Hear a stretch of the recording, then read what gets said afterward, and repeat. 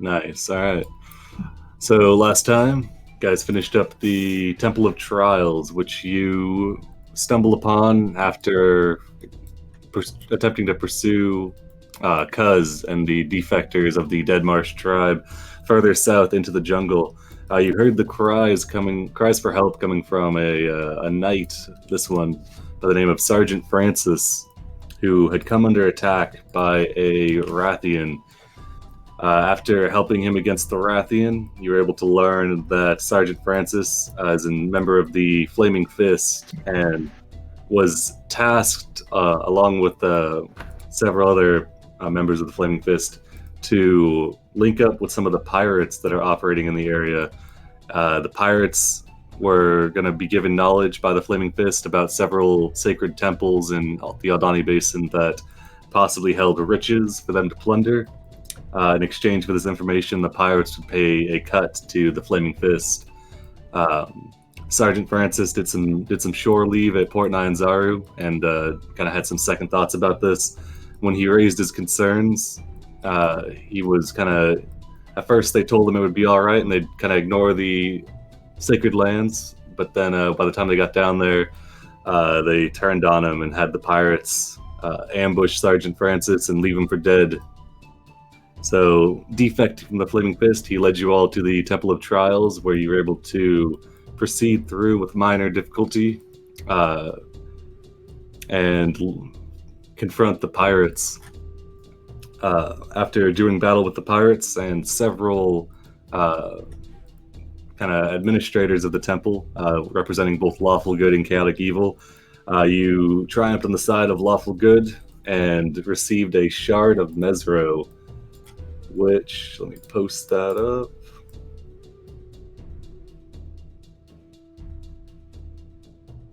So the shard emits prismatic light, clearly belongs to another housing, and gives off a strong aura of abjuration magic. So the Temple of Trials was originally made by warriors of Mesro and was a proving ground for prospective warriors being inducted into the Beret, or the Chosen Seven, the main defense force and elite warriors of the ancient city of Mesro.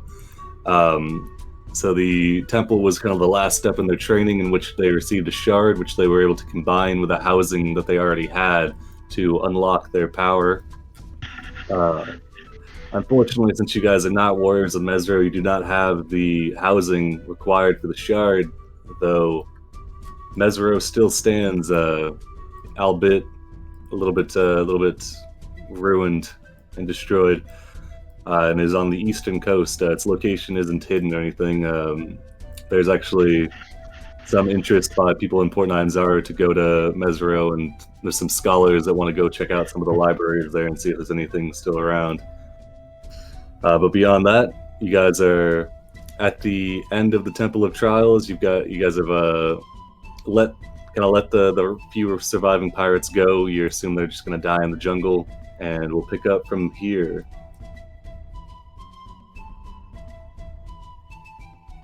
Oh yeah, so Castalong Shadow, in pursuit of Cuz, is going to head back to Camp Vengeance to see if he can gather any more information. In his stead, Fix and Drasir, I believe, are joining the party. So I'll drag you guys over to the player's map, and we can figure out what you guys want to do. Yeah, so you guys are right here, outside of the Temple of Trials, just kind of a marshy area that is a little bit secluded from the rain. I can't see. Yeah, mine was all black. There we go. I'm reloading it. I think it just takes a minute. No, I think it was because we didn't have vision or something. Wait, no, that doesn't make sense. This is just the overview map. Yep, either way, now it's working. Okay, nice. All right. So you guys you have the original mission of finishing up the Aldani Basin mapping, which you guys are about 20% done with. So in this large valley-like area right now, you're in kind of like the marshlands. You can see on either side the trees grow more dense as you travel up the western and eastern sides of the valley. The river you guys are currently on is the River Tath. It kind of links up into the Aldani Basin.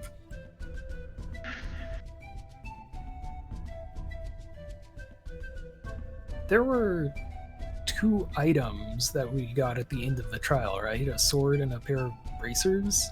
Yeah, the vestments of the Mesroan warrior, as the spirit explained. These are kind of just bonus things to get the Mesroan warrior up to speed. So the bracers of defense offer a +2 AC if you're not wearing armor, and then there's a short sword +1 that is magical in nature. Cordan picked up the bracers, being I think probably the only one that doesn't wear armor, at least in the last group. Yeah. Well, clowns doesn't wear armor, but yeah, you could have it. But the short sword is up for grabs. Yeah, it's like a kind of an ornamental silverish blade with a gold handle and grip that some gems kind of studded into it. Clearly, very pricey item. Yeah, you can get that Excalibur at the gift shop. Yeah, on the way out, the lawful good gladiator kind of pushed it into your hands to take this. Tell your Sorry, friends, bring them there. back here. Right? Look, it's got the logo printed on and everything. Also got this shirt I got. Went to the Temple Trials and all I got was this lousy T-shirt. It tried to blind me. So Dracir come rolling up in the battle wagon. Oh, here comes the battle wagon. Battle. Always a day And late. you'll notice Dracir is sporting a nice Ankilo bone helm and a bear-off tail, I think, warhammer on his back. Ooh. Some new digs. And some might recognize a kind of gaudy, glowing pink gem hanging from his neck. Mhm. Like you're trying to make a statement. Just not sure what it is. Yeah, Cordan would recognize this is the same gem that was hanging around, or that was embedded in the staff of Rotdow of the Dead Marsh tribe. Look at this gem. I'd fight for that one too. Who says there's no treasure out here in the jungles, huh? Have a collection here soon. I don't think anybody says there's no gems out here. It's part of why we came. Oh yeah, right. So I guess Cast a Shadow is off trying to find that lizard man. I guess we'll just keep exploring here, unless got another purpose you came out here with your battle wagon. No. Hunt, reputation, stuff. Never a dull moment out here. I mean, we're already in the basin. Might as well keep exploring it. Yeah. Took I down might one need to find a new diner to pull the wagon soon. It's getting heavy. You get a team going. Just on Blitzen, on Donner, on Hedger Sword. All right, yeah. Well, the plan is to continue exploring. There's still a lot of Aldani Basin left to go. If Hikar is going to stay as the resident survivalist, then you can start us off with the survival roll. Then I imagine somebody's got survival to give you advantage. Yep. What time of day is it when we're done finishing the trial and all of this? Just you guys got there early morning because it was towards the beginning of the day. I think you moved 1 hex. Oh, actually, yeah, you moved 1 hex into it. So you should have 2 hexes left in the day if you'd like to continue moving. Okay, just wanted to check. Yeah, good question. Yeah. Yeah. I need to take a quick breather after that. After that trial. Yeah, so you made your way in from the northwestern edge of the Aldani Basin, where the mud flats of Mambala kind of cloak that area. The River Tath seems to continue southeast, and the area you're in is like pretty heavy marshland. Around you, there seems to be your typical like large grazing birds. Here and there, you'll see strange-looking stegosaurus-like creatures that have foliage growing along their backs.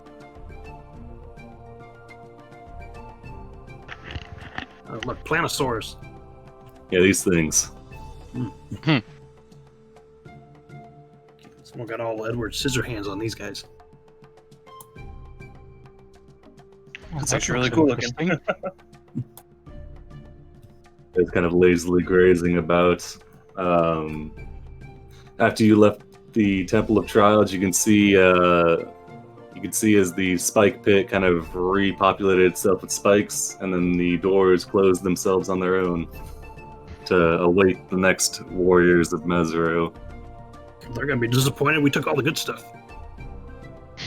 Never coming back here, that's for sure. We can go back in, just like for old time's sake. No. Just switch up the team. Hey, Car, which way do you think we should go from here? Ah, The basin is yours. Sounds like that place is fun. Well, we started off by, well, at least I got dunked in a pool of blood and nearly drowned. Yeah. Oh, that boy. was not fun. It's usually how these things end up. Yeah, should have went for the I'd say light we side. should- Yeah, so Gar will narrow his eyes. The two newcomers untrustworthy because he doesn't know them yet. But if he wants to help him, we'll do survival. I think we just go around the outside. Mm-hmm. Yeah. Agreed. So because of the shape of the basin, as you move through, adjacent hexes will be uncovered Yeah. because you can kind of see for farther than usual. Alright. All right, yeah, you should have control. You can go ahead and move your stuff where you like, and I'll reveal as you go. Oh, were we able to take a breather? Damn. Oh, I wouldn't have guys. Yeah, I but, think you guys grabbed one. Okay, so I'll spend some hit dice. Were there too. a rule on? Oh, I only have 2 hit dice left anyways, so. Yeah, the breather mechanic, you don't get any of your short rest stuff back, but you can expend up to your proficiency bonus and hit dice. So for you guys, it'd be 3 hit dice. But yeah, for route, something like that. If we get the adjacent hexes. Yeah, that worked. Well, I was gonna go down one and then over. All Yeah, right. we'll see what we find, but otherwise. I gotta move your side a second. All right. As you continue moving through, you're just moving alongside the river path. How close are you guys hugging the river? Are you guys keeping away? The river here is massive. Whereas before it was maybe like a mile across. Every once in a while you'll come to a large lake now that is several miles in radius and diameter. I'd say keep away from the shore, but keep it in eye distance. All right. Yeah, It's like seems like a 100 good feet idea. back. We did see enemies live in that. Yeah. So as you're trudging through, it's kind of luckily you're practiced with practiced ease as silver rank hunters of the guild. You're able to move through the kind of the muddy areas. For the most part, the different channels of water branching off into the marshlands are small, and you can just kind of avoid them. Every once in a while, you have to wade through maybe waist deep water, but beyond that, it's not too hard.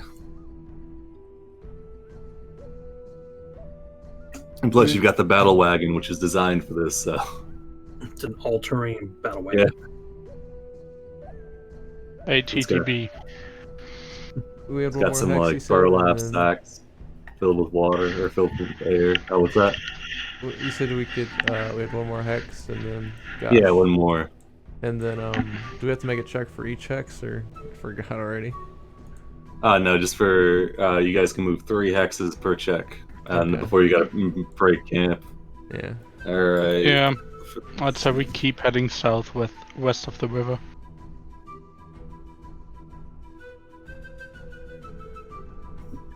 All right. So you've got Hikar, and who's assisting with the guidance? All right, Shakes. All right. So what is everybody else doing? Just kind of hanging out in the battle wagon, staying out of the marshlands. Audrin would probably be keeping an eye on the river, make sure nothing like tries to jump them from there. Because I remember something about lobster men. Hey, give me a perception check. Sure. Crab people.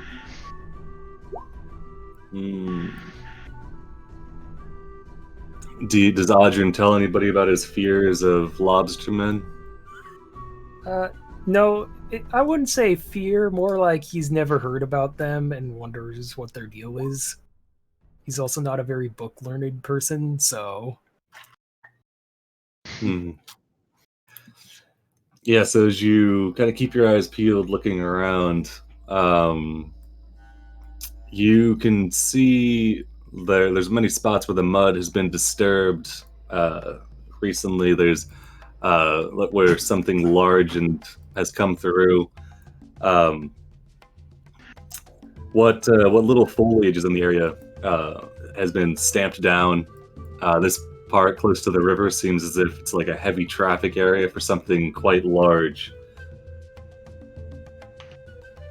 That if you with a 20, honestly, I'd say you could probably the disturbances in the mud are maybe like about 6 feet across. By the way, do we have anybody who is actually recording our surroundings on a map? And if not, could I use calligrapher's tools? Or maybe I scared him off. I forgot.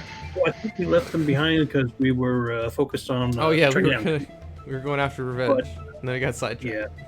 Well, Dressy in the wagon if he. Oh yeah, did you?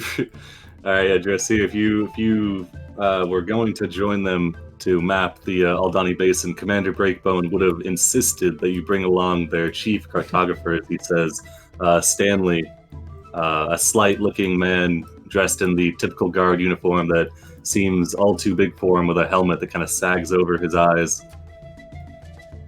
He kind of apprehensively looks at you, says, "Oh, okay, I'll just climb into the wagon here. Just let me know whenever you need me out to map, I guess." Yeah, if you see anything that isn't already on the map, put it on the map. I think that's how it works. All right. Yeah, so if you got Stanley in the window on the side, so he'll be peeking out of the flaps, making checks here. He's traveling in a shark cage, basically. We'll call him Flat Stanley. All right. I mean, he seems incompetent on the outside, but you can tell he's a master craft at constructing maps. He gets down the Temple of Trials and records the info about the River Tath and its bending nature. But yeah, beyond the strange ruts in the soil and the surrounding area, you don't come across anything out of the ordinary.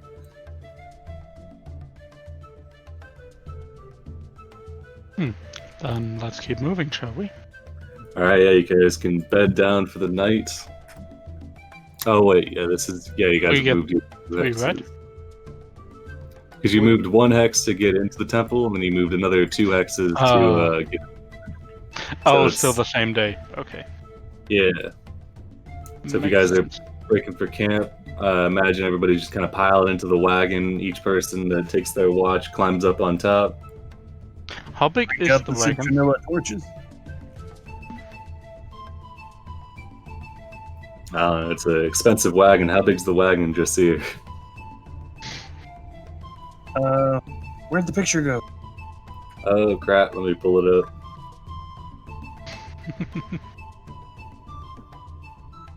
It's big enough so that we could all fit in it, and we wouldn't be too cramped, but there wouldn't be a whole lot of wiggle room. We could all lay down and not be cramped. Okay. The question would be: is it big enough that, small enough that alarm could surround it?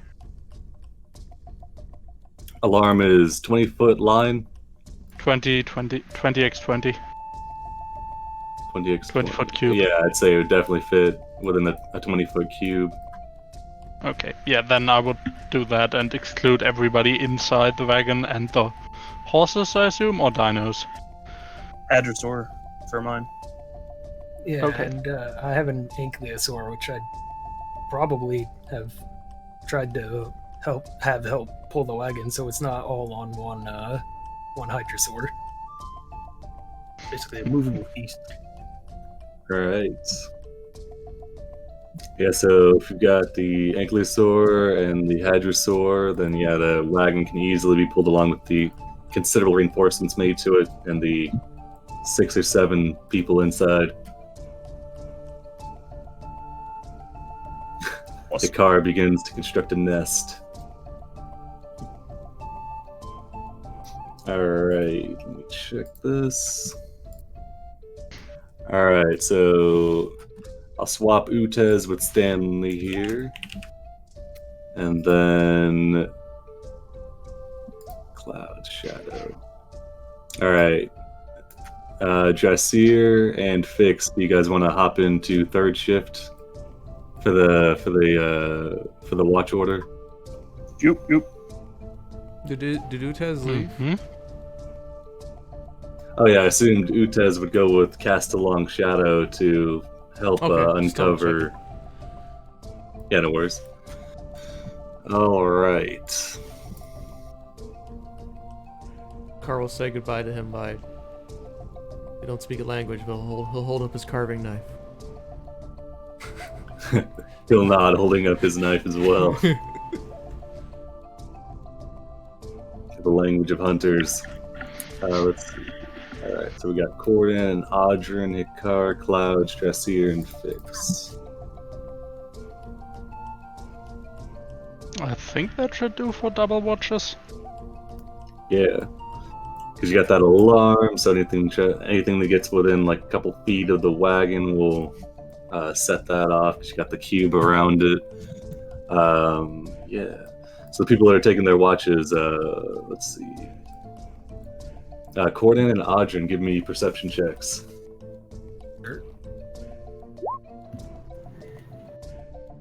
Alright. In hindsight, maybe the alcohol was a bad idea for watch. Bite your tongue. No, you're right. Yeah, you're about 2/3 of your way through Port 9's R Select, the green label, getting up towards the bottom. And Audrin, you can swear that you see a flash of red in the distance. And you're sure that it's a crustacean in the form of a man. Oh. Thought it was a fireball. I'm like, wait a minute. I thought it was an angry Kaboom. Rathalos. Seeing what I'm seeing? You see something red? Hand me the butter. Just chuck Weird the butter request, out into but the okay. wilderness. Get out of here! Throw a rock at it. No, the butter. No. No, wait. That's for flavoring. All right. Yeah, but as you guys squabble over finding the butter, by the time you get the butter out, the red blur is gone, Audrin, and the night continues. Let's see, Clouds, give me a perception check. Alrighty. If he fails, he steps in the melted butter that got forgotten. Okay.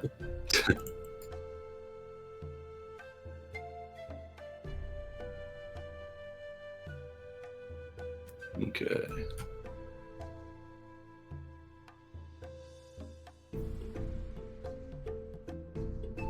All right.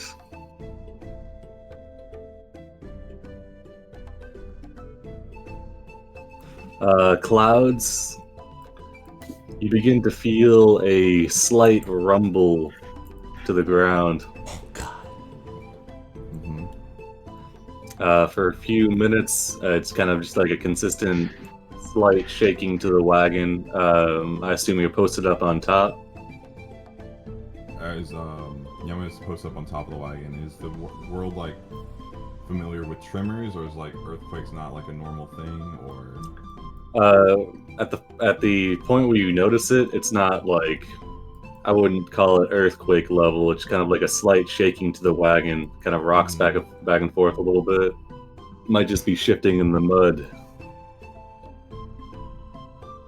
Okay. Is it like rhythmic, like stomping, or is it just a constant?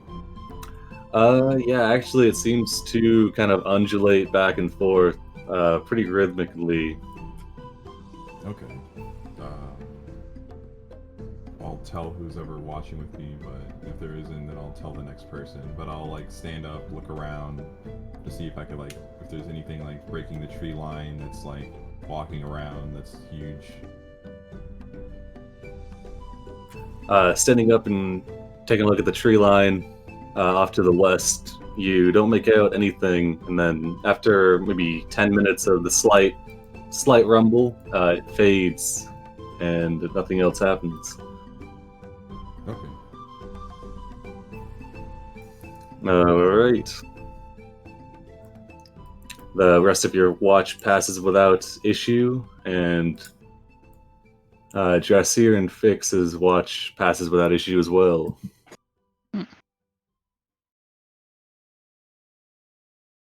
And the day will dawn.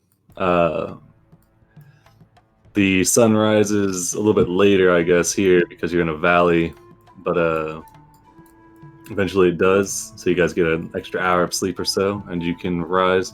So this will count as the short rest. So you get 3 hit dice back and can expend as many as you'd like, and you get all your short rest stuff back. Can we expend the hit dice we get back, or do we spend what we have and then get them back? You get the hit dice back before you spend them. Yeah. Okay, cool.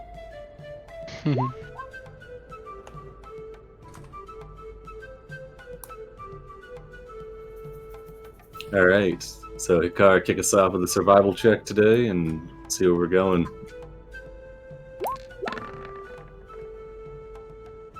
All right, with advantage, 21. Oh, actually, with advantage, 17. Yeah. Sorry, No worries. I'm going to turn off. I'll turn it off. All right, go ahead and advance.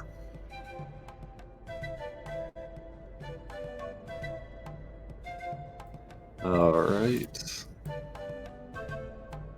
The best application for guidance. So as you get to this hex, you get to a point where you can smell anybody with a base passive perception of more than like 12. You can smell the scent that you're familiar with by now as silver rank hunters. It's just kind of the acrid smell that comes with undead in the area.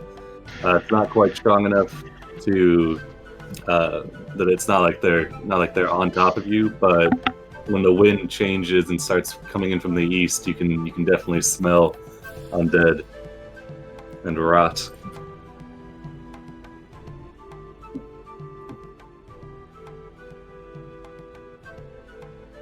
Does anyone wish to die today? Not particularly. Okay. Wasn't planning on it. Let's Not go this really way. what I have to do this. I'll point off to the other direction, even though we will eventually have to go through it. But Also, could the wagon even cross the river?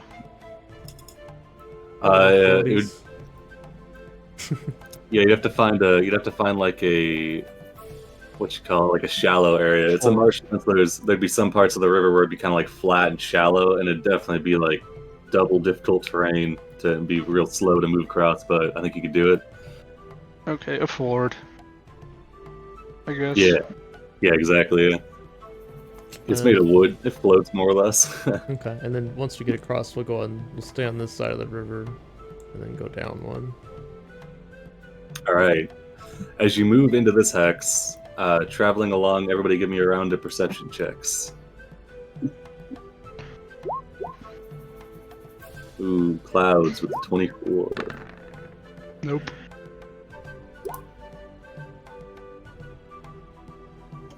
I see nothing.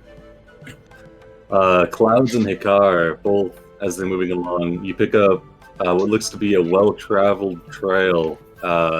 There's large footprints along it. If you'd like, you could make me survival, Hikar. Or actually, once you point it out, you can see there's footprints, and anybody could make a survival check to try and piece it together.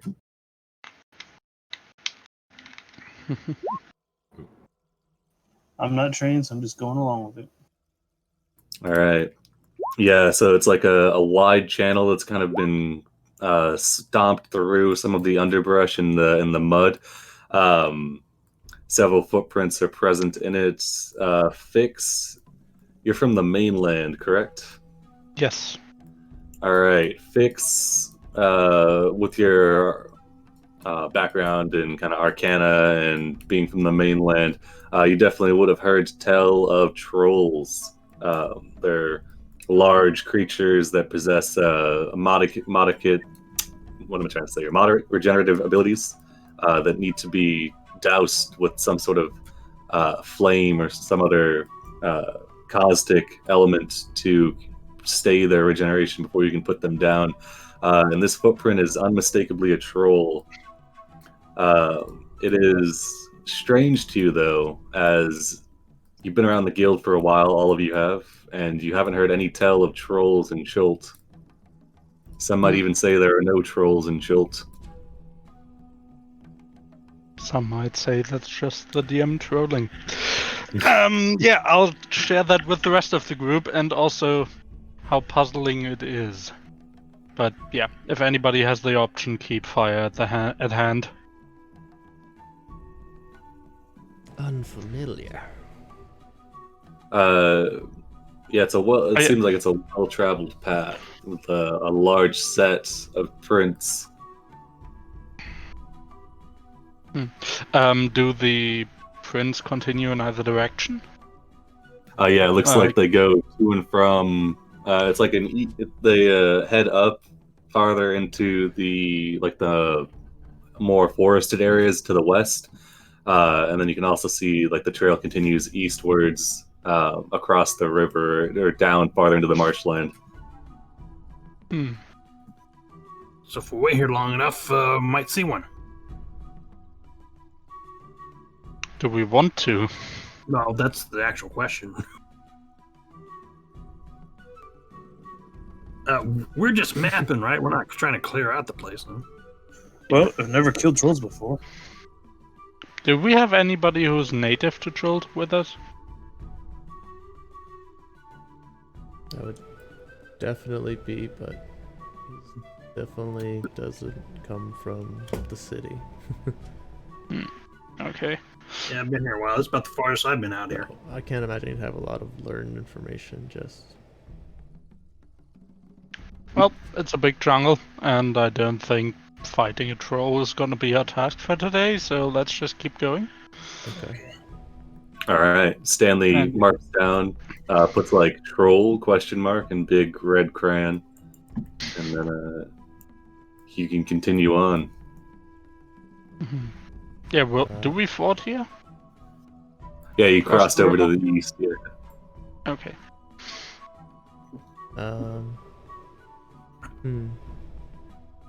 So if the map is revealed every square adjacent to us. Oh yeah, whoops. We could go down one and then go there and then go around, or go this way. Also, I think we should get that square too. Since we went like so. Yeah, and then unless that's outside the basin. Yeah, and then this square perhaps. But yeah, we'll go down. We'll just go here. All right. As you move farther away from the marshlands, up the valley kind of starts to creep up at a small angle. Now anybody with the like a basic passive perception can smell the stench of undeath in the air.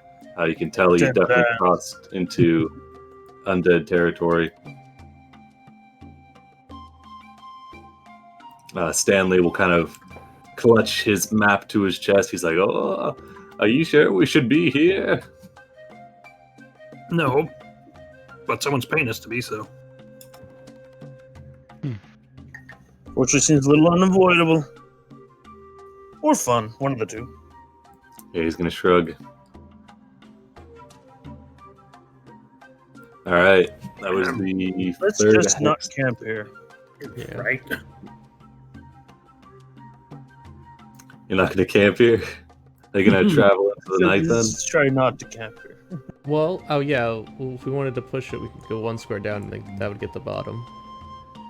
All right, yeah, you Might could, be a better you idea. And then have could a late start tomorrow. yeah, push a couple hours into the night. Yeah, All right, yeah, go for it.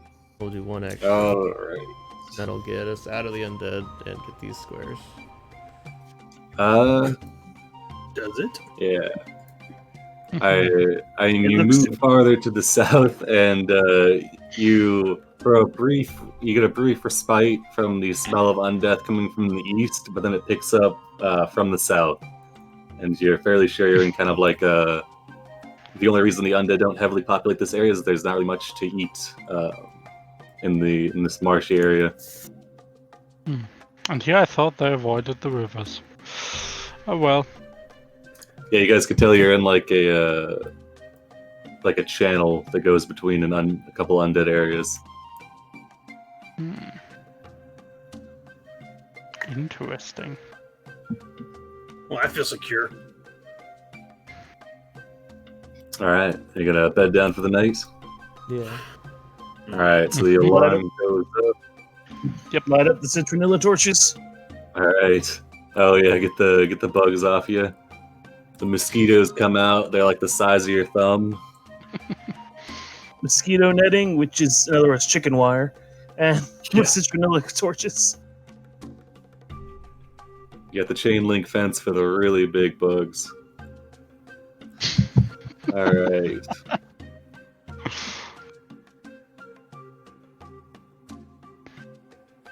Okay. So you guys travel into the night a little bit.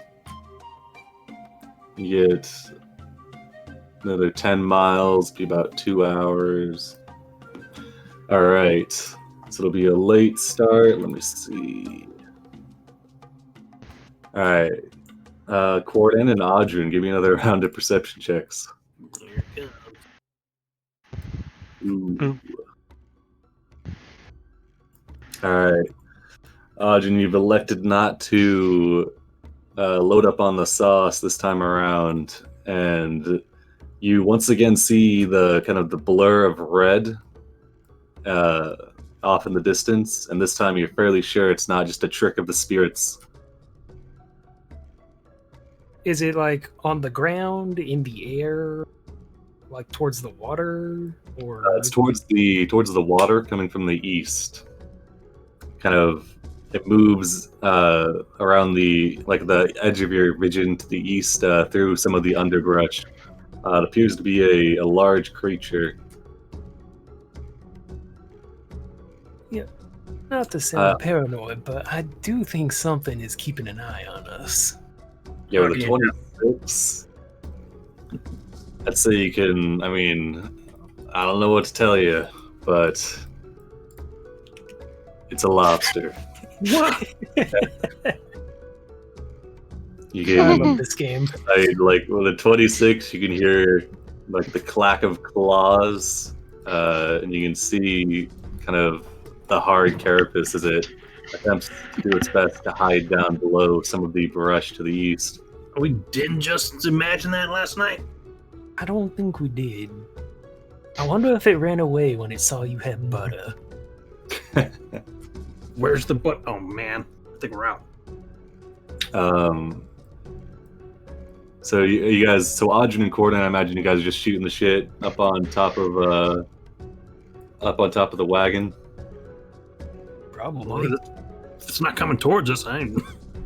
Well, as you begin to talk, and as it seems the creature notices you gesturing towards it, and can tell that you're not addled by liquor this time around, you can see the creature begins to advance on you, and you see the grasslands behind it rustle as well. And you can see more shapes advancing as well, and you can tell the crabs are coming. I'm gonna knock on the battle wagon. Hey, dinner's coming. Oh. Wake up! Let me eat. Ooh, fun. All right. Big suckers too. I don't think I can eat a whole one. Just had to bring up the crab people, didn't you?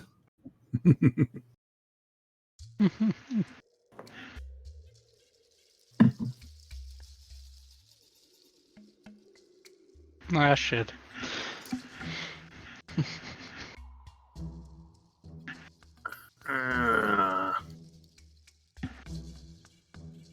I'll drag you guys over to a map here. Do I got everybody on here? Yeah, I do. All right.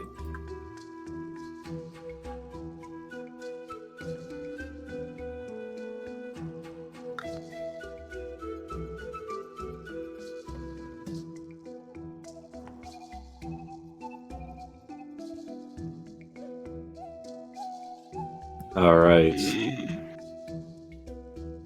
Audrey, you think you could talk with him? With a shot, if things start escalating towards violence, then we know what to do. Well, yeah, that part then. Oh.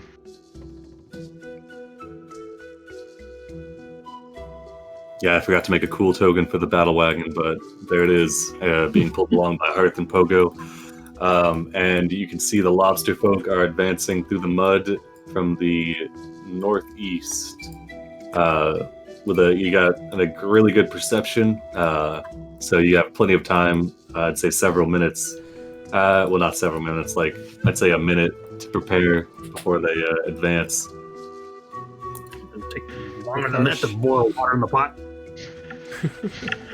The car's sharp eyes see the lead one's name tag. He quickly hides his name tag, shoves it into his pocket. He's like, oh no, why did I put that on before I went scouting? Curses.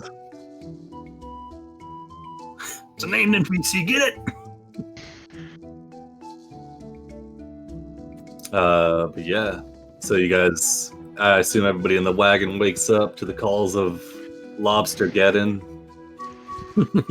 So we're officially calling it Lobsterfest. All right. I guess we can go ahead and roll initiative because it seems like they're coming towards you with a purpose.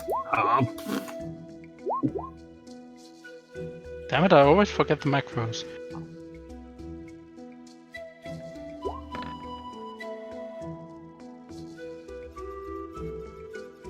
Oh,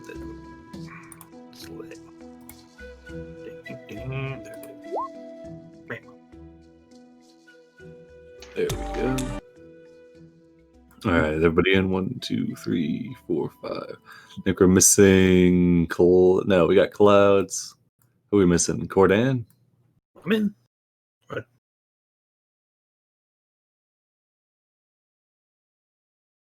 I don't know why I didn't add you. I'll put you in. You got a 21. Oh, nice.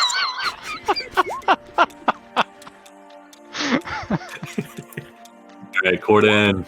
The lobsters are advancing on you. What do you do? They're face down. I'm sorry. I was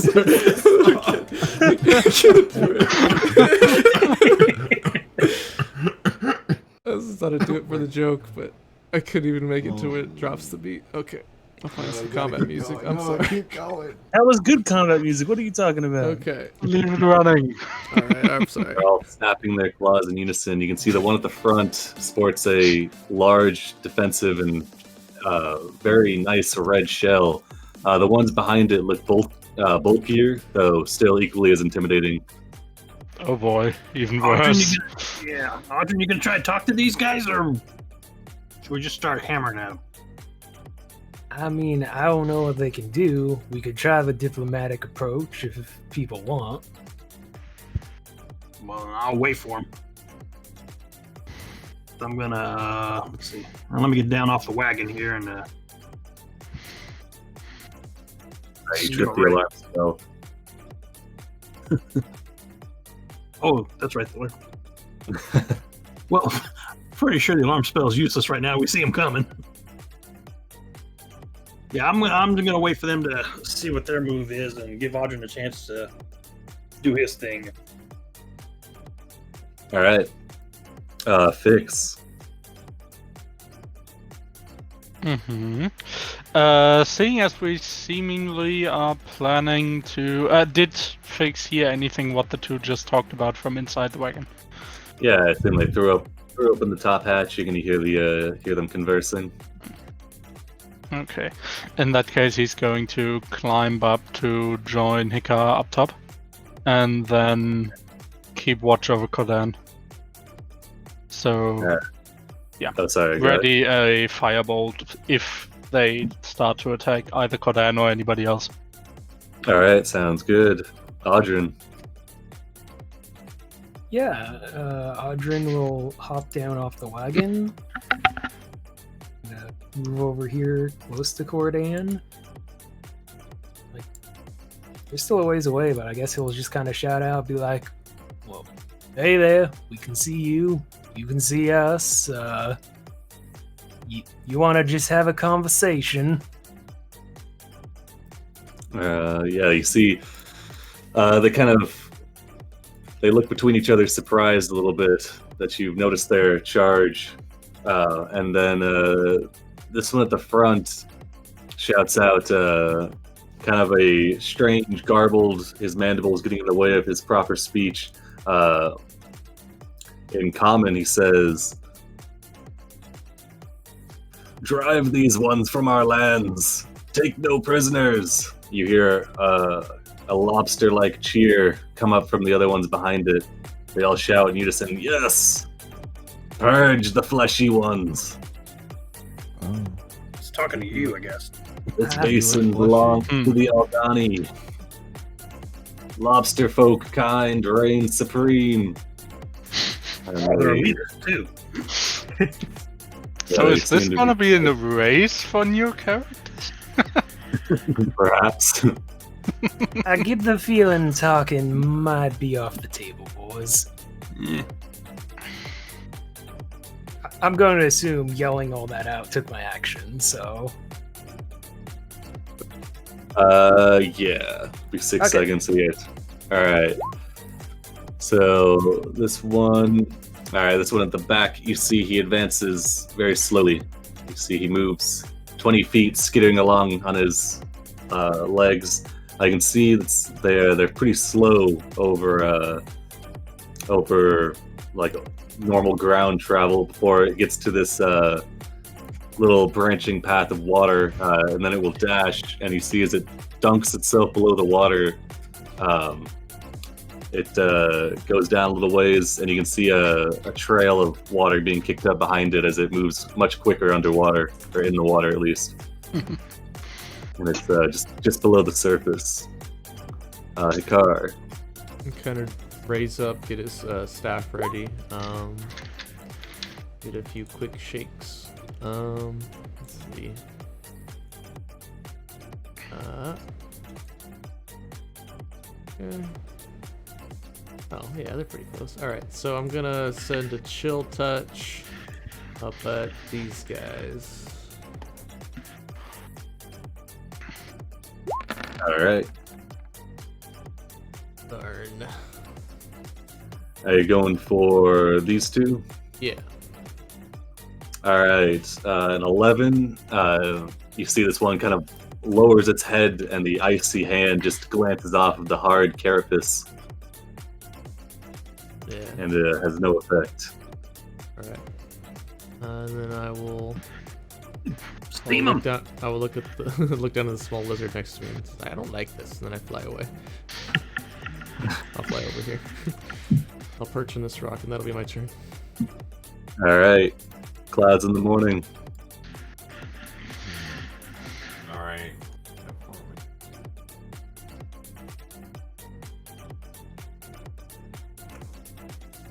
So this guy will get a couple of the psychic blades. All right. But yeah, You- without the sneak attack mode.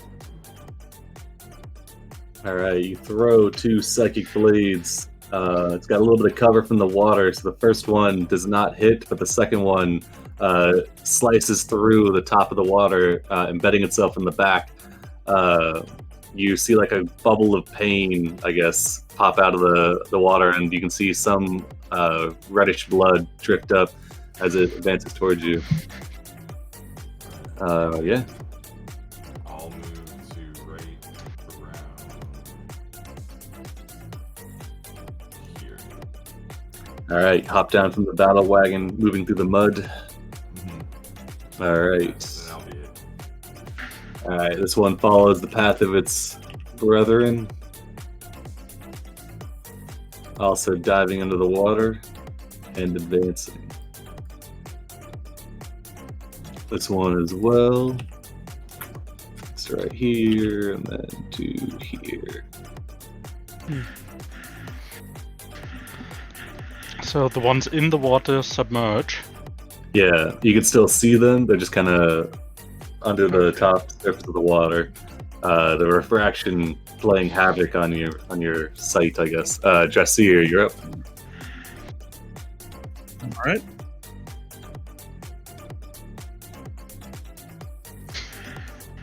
So you're gonna move up here.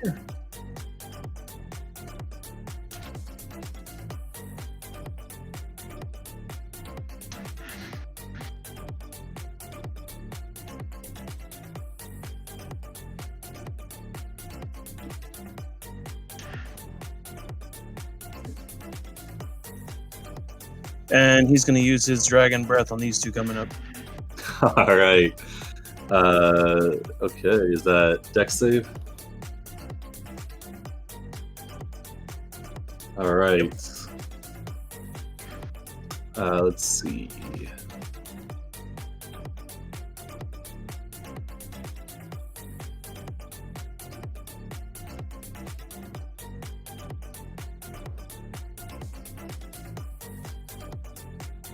All right.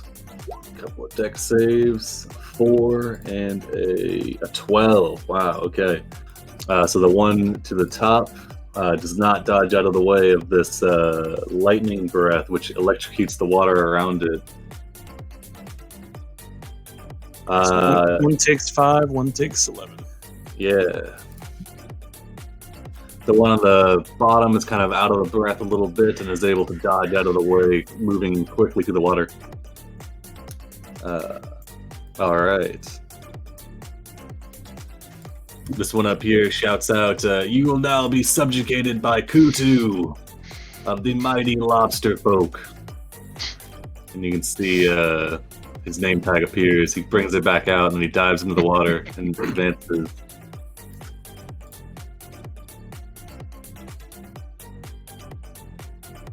This last one comes straggling through. You can only move like 10. Yeah, all right. And that'll be that turn.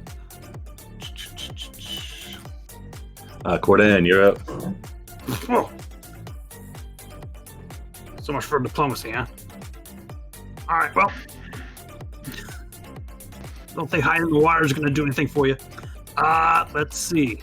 First, he's going to get angry. Which means he's usually in a good mood.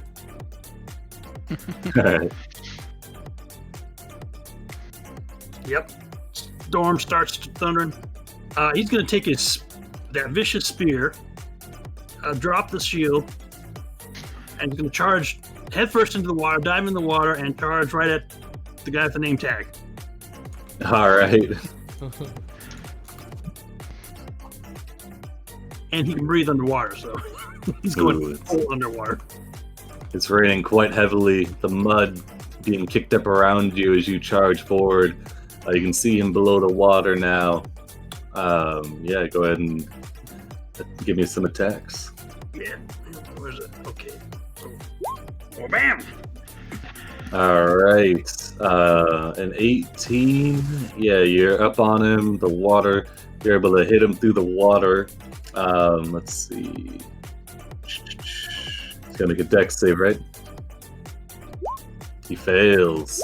He will take the full 9. Alright. Second So we attack. got. Alright, first, after the first attack, your axe sinks in. You can definitely see it hit flesh.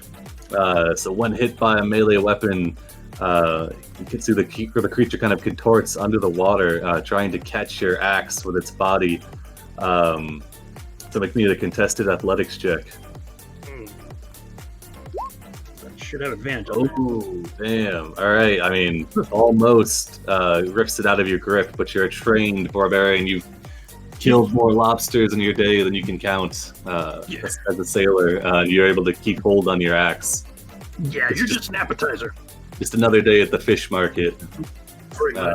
Alright, yeah, second attack. Exactly.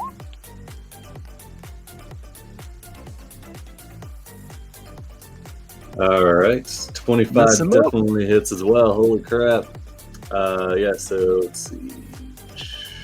So, did you get the charge twice or no? Probably just on the first one. Alright, so that'll If it's be. defeat, yes. So, it's not the feed, it's the what you call it? The lightning thing. Oh no, it's because you're Oh. charging up to him, right? Alright, yeah, Right. gotcha. So yeah, you couldn't charge unless you backed up and provoked an opportunity attack, which you could totally do if you'd like. No, Okay. I'm already there. I'm All walking right. them. So we got 12 plus 3, so 14 damage. Yeah, you just slam your axe back down, wrestling it free from his body, and 2 sizable hits to this guy. Oh, I'm using the spear, by the way. That vicious spear that I got. Oh yeah, okay, gotcha. No Oh crushing yeah, motion under the water. yeah. All right. Spear to my Oh yeah, face. yeah, true. Fix, you're up. Seeing how nobody was attacked on our side, I didn't fire yet, but I'll ready another firebolt for when one of them leaves the water. Or at least comes out of it, like at least partially. Don't want to fire while they're still submerged. Yeah, I Otherwise, gotcha. I'll stay on top of the wagon. All right, you set up your sniper roost. Audrin, you're up. Yeah, I'll take a few steps over here and cast Bless on Cordan, Dressir, and Clouds. All right.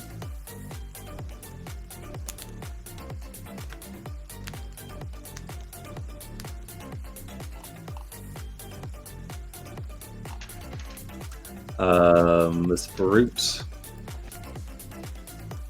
All right. This creature bursts out of the water next to you, Dressir, and is going to attempt to attack you. With a critical fail right off the bat. Amazing. Let's see. It's a natural weapon, so if its attack was a bite attack, take the attack's normal damage. Fortunately, it was a big clickety-clack claw. Alright, second attack. I think that's going to miss as well. So you're able to dodge out of the way of the first one, which is just plunges into the mud. The second attack, you deflect it off your shield. I think you have a shield. Alright. Either Almost way. like dodging itself. Oh yeah, take your firebolt shot as it emerges from the water. Oh no. Yep. Ooh. That's gonna be one of those battles. Oh no. Alright. What do we got? Fire elemental, maybe? No. If this attack deals poison damage, food eaten by others within 20 feet of you will be vomited up 2d10 minutes later for 1d4 days. Okay, luckily it's not poison. Alright. Okay, I'll just miss. I'm gonna use my just reaction. miss. For a post. Ooh, alright. You can use your reaction, make a melee. Yeah, go for it.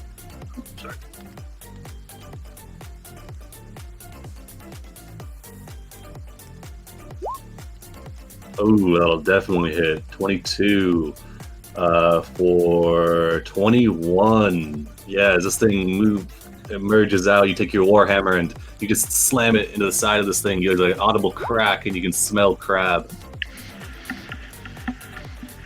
And this creature is bloodied. Who's getting hungry?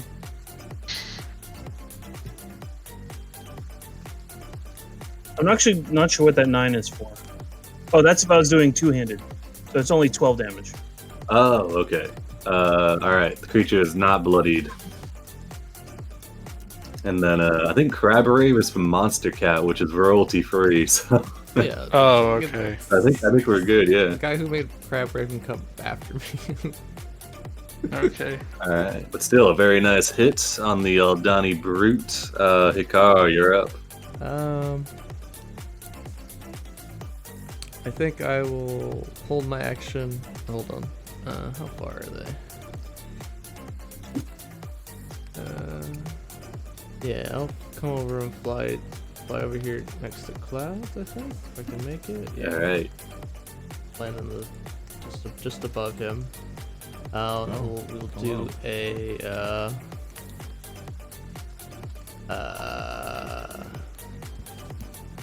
we will hold to Toll the Dead until it's most optimal. So I'm ready my action for that. Alright. Most optimal, gotcha. Okay, Clouds in the morning, you're up. Some dubious spell wording. Yeah.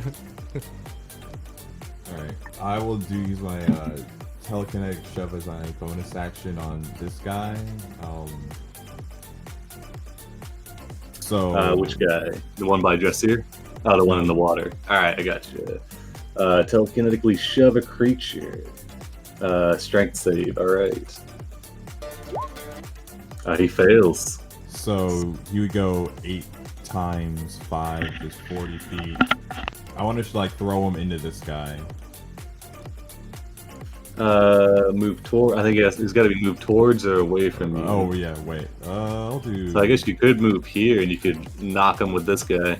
Yeah, let's do that then. Yeah. All right. Yeah, you yank him towards you, 40 feet. So he flies 10 feet. So I guess we'll hit them both with a D6. Yeah, I guess it's got some momentum, but it's 40 feet momentum. We'll split the difference and do 2d6.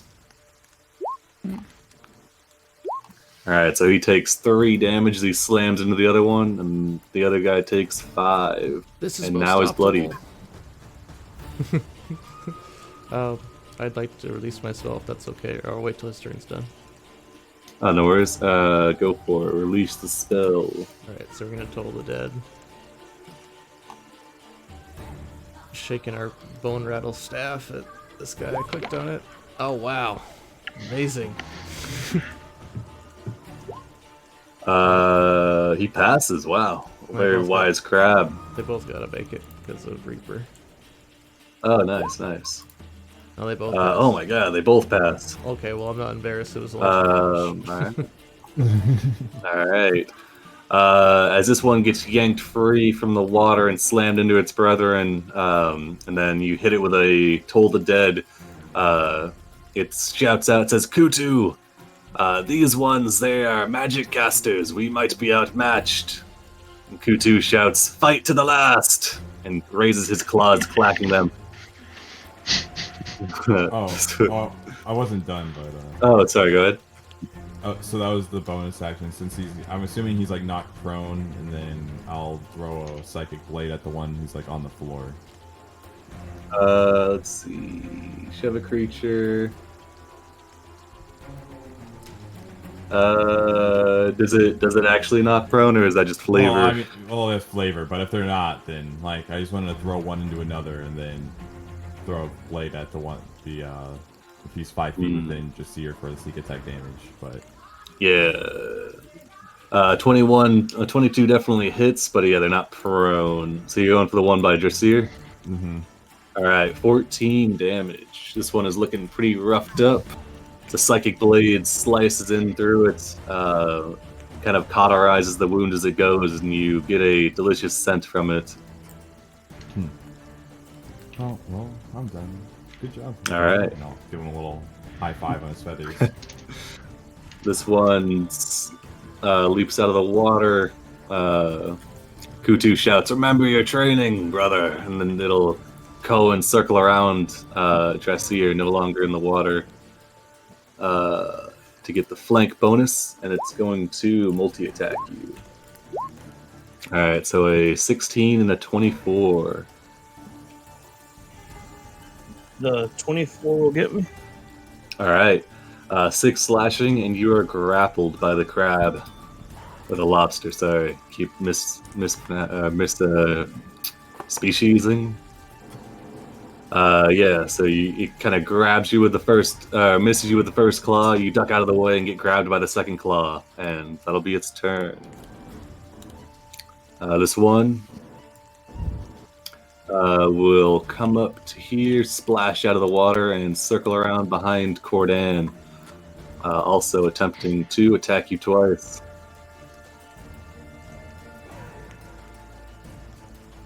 Alright. Oh, nice. These guys are doing good. So it'll be 20 and 23. Trained lobsters. Alright, so half the slashing on the first and second, but you're grappled by 2 claws. It's got you. You're held fast now. That's a good idea. It whispers in your ears, Oh, "We're gonna melt you like butter." Oh. that was my line. No, it grabs you. It says, "Soon you'll be seeing red." Yeah, that's better. All right, Dressier, you're up. Dressier's going to look visibly upset at this point. He's going to go into a rage himself. All right, nice. And then we are going to look at the lobster who dared lay a hand on me. And we're going to test out this new bone helm. Ooh, nice. All right. So that's a contested strength against this guy. And I'll have advantage on it because I'm raging. All right.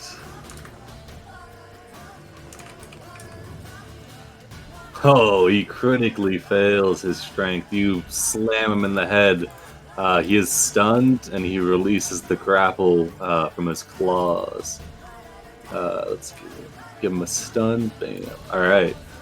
Nicely done. And so I can get one more battle and get that next level. I only have 1 attack, so. Oh, okay. Yeah, gotcha. All right. I mean, this is a legendary battle right here, so obviously. All right. 2-2. He shouts out, "Now, press the advantage," and he lets out a battle cry. So each creature within 30 feet, should be all of them. Yep. So they get advantage on their attack rolls until the start of his next turn. He can then make an attack as a bonus action, which he will attempt against Cordan with flank. 17 is going to hit. 19, sorry, I think is going to hit, right? Oh, with the +2, yep. Alright, so that'll be 12 slashing, and you're grappled. You're grappled from 2 claws on your shoulder and this 1 claw around your waist. You're 3 grappled. Triple grapple. And then that'll be his turn. Yeah. Actually, you know what? He's gonna drag you down into the mud and into the water. He's gonna pull you back a little bit. Well, I guess he won't pull you like that. He'll force move you into this water area so that you are underwater. Okay. You can now hold your breath for, I don't know, like 7 minutes or something. Underwater, I think. I can breathe underwater. They don't know. Yeah, he drags you under the water and he says, "How do you like this?" It's not bad. A little Short salty. one. I'm He just looks in picturing this surprise as lobster you. man trying to drown a barbarian for like 3 hours. Yeah, one that could breathe underwater. It's like, okay. Alright. This guy's gonna swim. He gets up next to you, Cordan. And he's gonna, Yeah, you're being grappled by 3 people. He's got advantage on his attacks. He's going to try and claw you. Ooh, 23 and a 25. First one is going to do 8 slashing. Second one will do, let's see what it does. Make a DC 12 con save. On a failed save, you take a D4 damage at the start of your turn for 1d4 rounds. Okay, yeah, no problem. You easily shake off the bleeding effect, cauterizing it with your own lightning aura as this one strikes you. But you do take, I guess, half of 20, so 10. And then that'll be that one's turn. Cordan, you're up. You're surrounded on all sides by lobster folk. Yeah, well, this is great. It's like a buffet, golden corral. Why am I soloing? Well, you know, the leader seems to be the one edging them on, so I'm going to focus on him. All right. Have to break the grapple first? No, you can still attack while grappled. You're not restrained. Okay.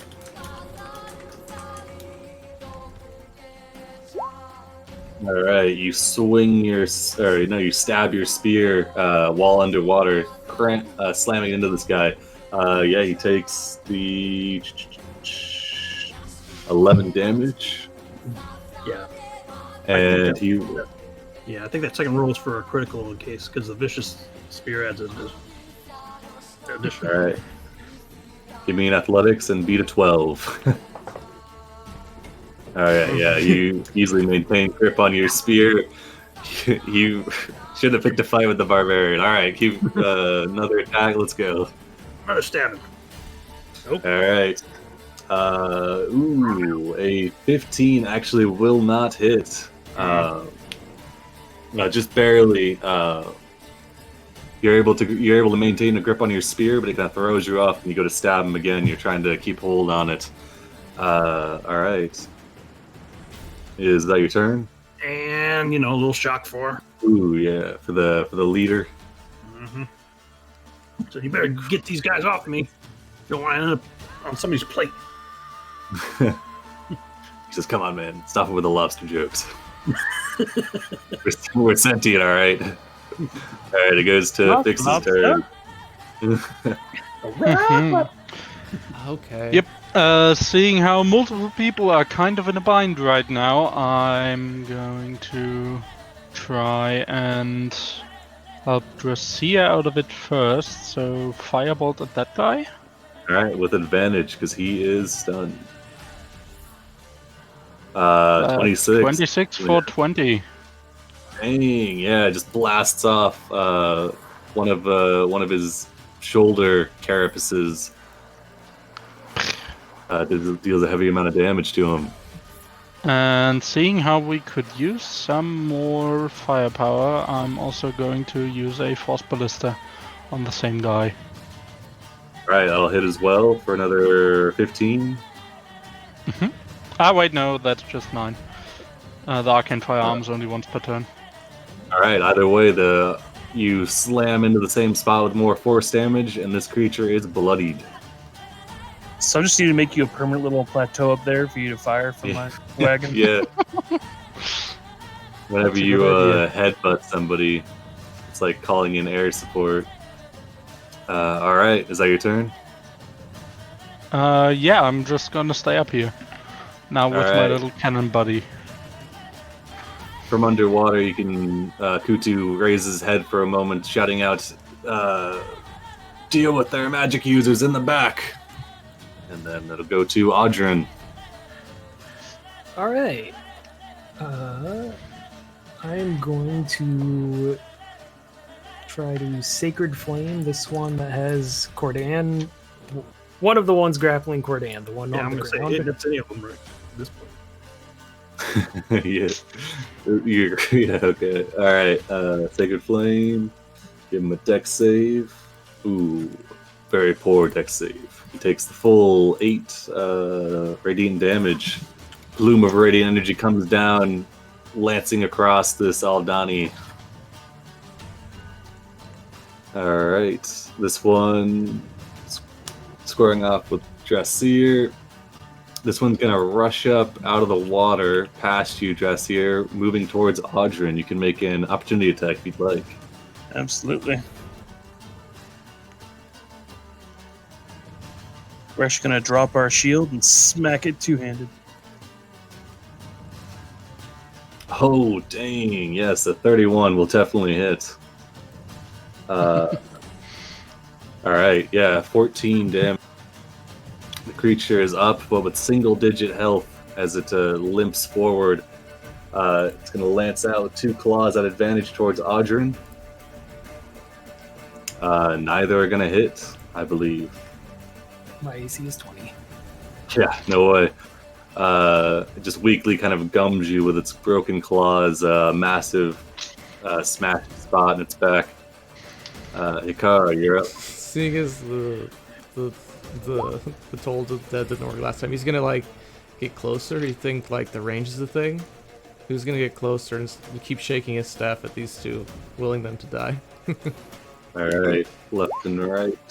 Left one fails, right one passes. Oh, yeah. With 14, this one on the left curls up. You can see its eye stalks kind of recede into its body. And then its carapace is all kind of turned black and it heals over dead. The one on the right passes and it seems largely unaffected. That's better. I'll come over here. A little more movement. And It is a ranged spell. Yeah. Yeah, let's get closer. Obviously, you couldn't hear me before.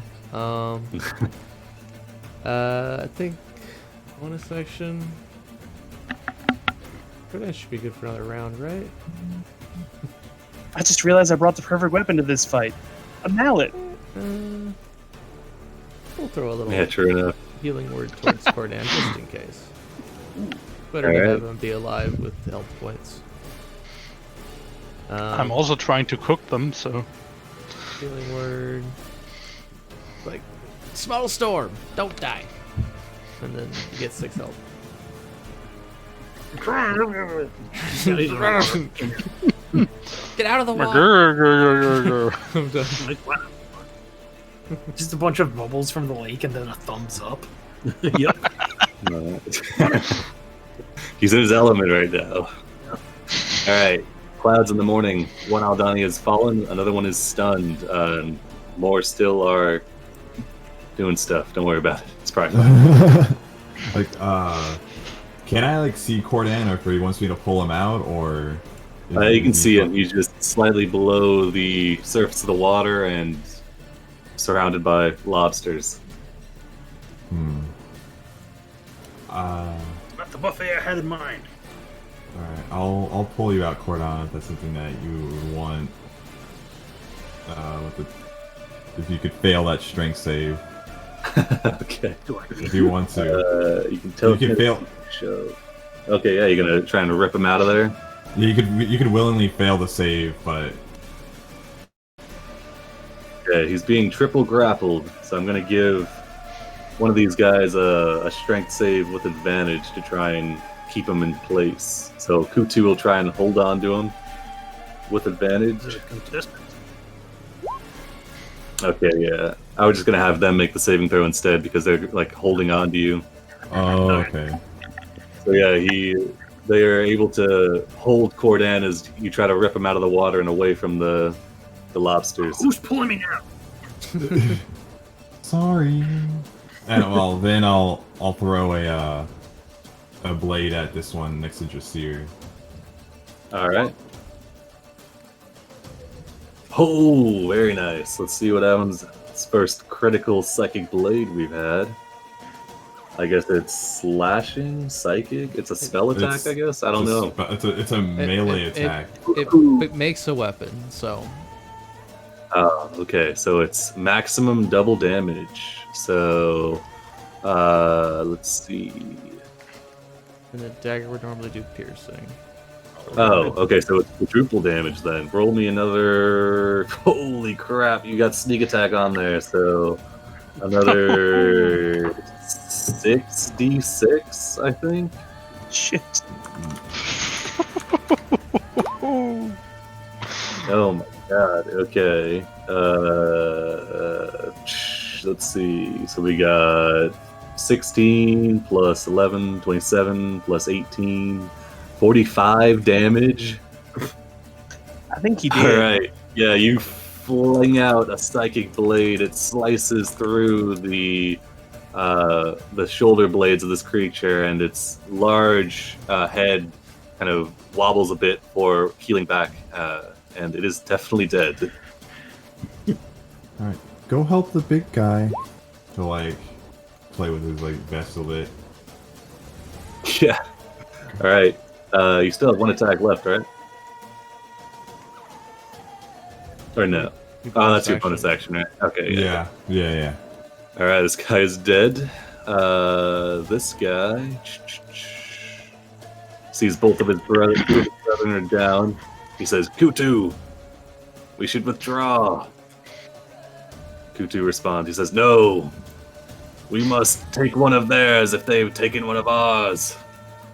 And this one is going to make a wisdom save. Okay.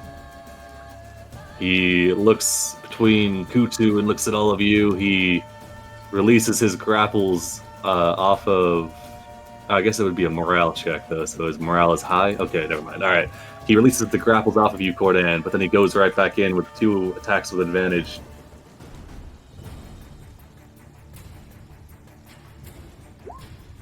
All right. Ooh, okay, so it wouldn't be a flood, it'd be an 8. So the first one will be a 26, but now you're just double grappled, Cordan. Second one will be a miss, but not a flub because of advantage, and then I think that'll be his turn. Dressier, you're up. All right.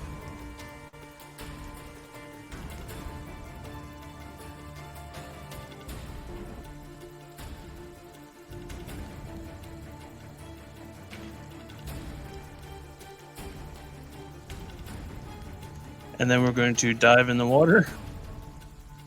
That's where the party's happening. All right. And headbutt. Oh, nice. Okay, going for Kutu, the leader. Yep. All right. Beaten 18. All right. You slam into his head. It kind of jostles your noggin a little bit, though, and he seems unaffected by your attack or your stun. Okay. Well, then we will action surge to Do it again. do another. Do it again. All right. Let's give him another one. This time, beat a 16. Oh, just barely this time. You're definitely getting through his thick skull, but it seems he too is versed in the art of headbutting people. It's hard. His head's made of harder stuff. All right. Kutu is up. He sees 2 of his brethren are down. He's gonna shout, "We won't be defeated here today!" And he will gonna lash out 1 attack towards Cordan and 1 attack towards Dressier. So Cordan, I believe that's gonna be a miss. Yeah. And then 1 towards Dressier. 17 on Dressier. Yeah, I didn't grab my shield again, so. All right, 6 slashing, and you are grappled. I'm raging at the moment. So, yeah. So it'll be not Cordan. You go down to only being grappled by this one behind you because Kutu had to let go. This Aldani brute. He's looking. He sees both these ones are down. I am never going to use my reaction to repost that, or to, oh yeah, I got Vengeful Assault. Yeah, Dragonborn. You can use your action to make an attack. All right, yeah, go for it.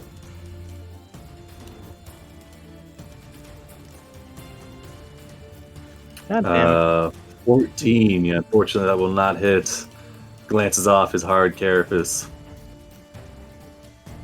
All right, this brute. He sees you're locked into combat with Kutu. He comes out of the water and dashes towards Audrin. Cordan, if you'd like, you can make a reaction opportunity attack. Yeah, where are you going? Fun's right here. 14 will not hit, actually. Oh, actually, no. 14 on these guys will just hit because he's not in the water. You stab out with your spear, doing 7 damage. All right. At the top of the round, Cordan, from your vantage point below the water, you can see another lobster folk entering the scene now. This one is smaller than the other ones and appears to be of a similar hue as Kutu, though it's kind of a bit more muted. And they're being trailed by a large toad. What the hell? Enters in from Second the top. course is coming. Oh. This one moves in and shouts out, "Stop this fighting at once! You are not to attack outsiders when they wander into our lands unless they are hostile at the beginning." Kutu, in between stabbing Dressir and getting stabbed himself, shouts out, says, "Korra, return to the village. This fight is not yours."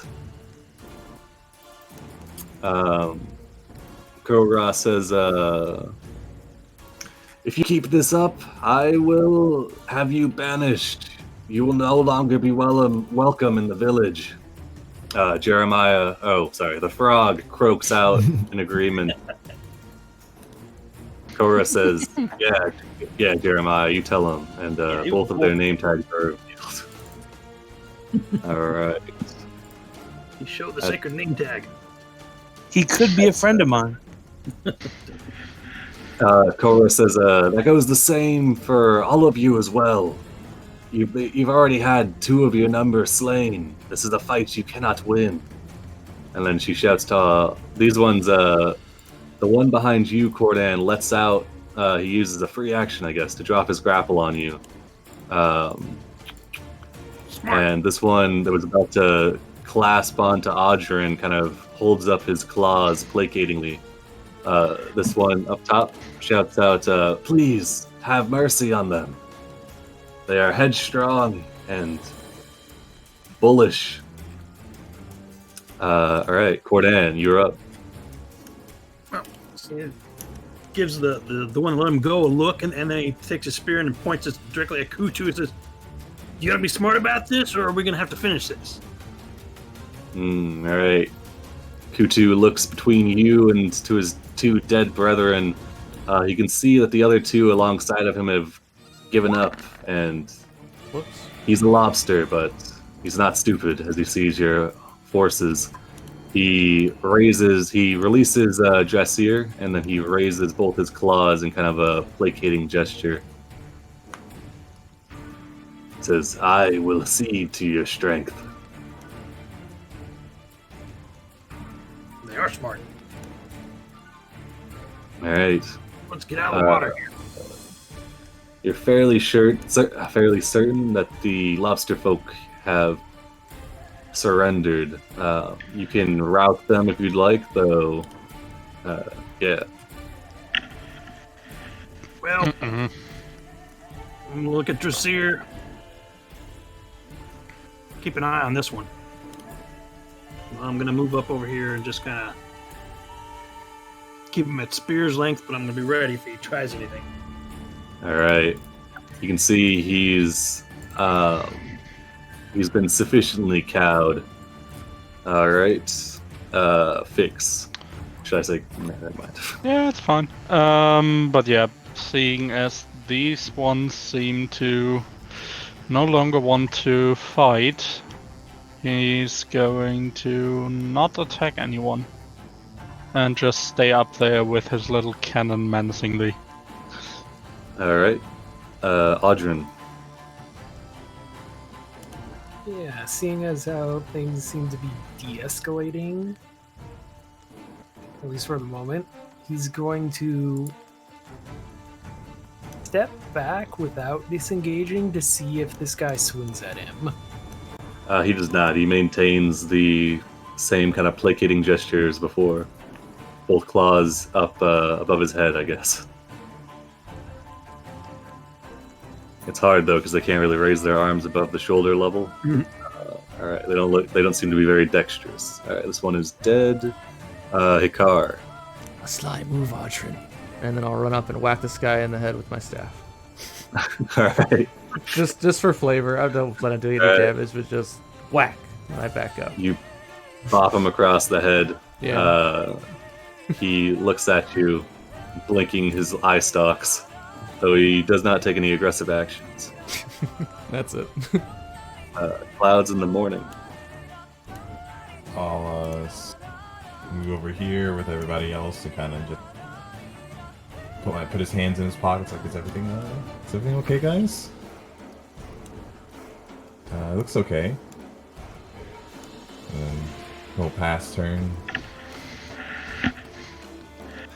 All right. This one kind of comes over here and kind of hefts up this one onto its back, and then kind of moves off this direction. Dressier.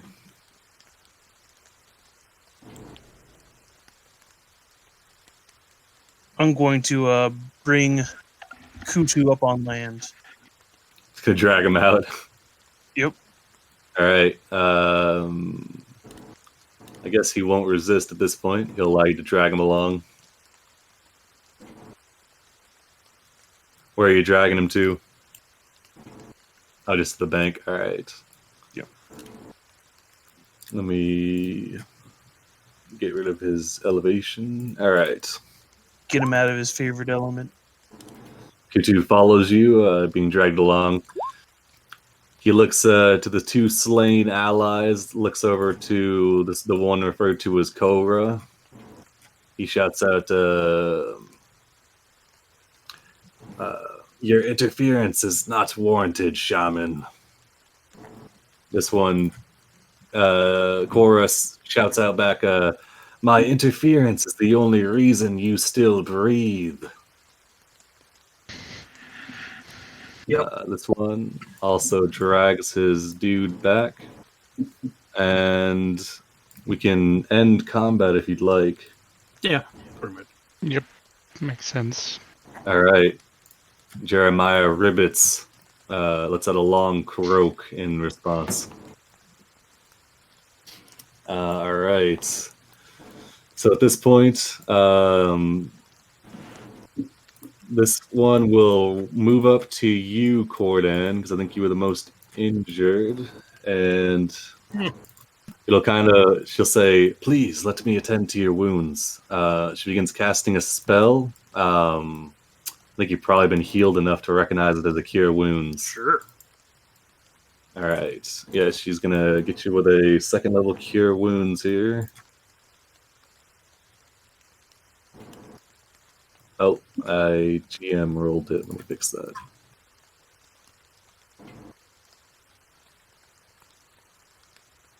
There we go. Ooh, that's a nice one. 18. She turns to Drassier and also heals your wounds.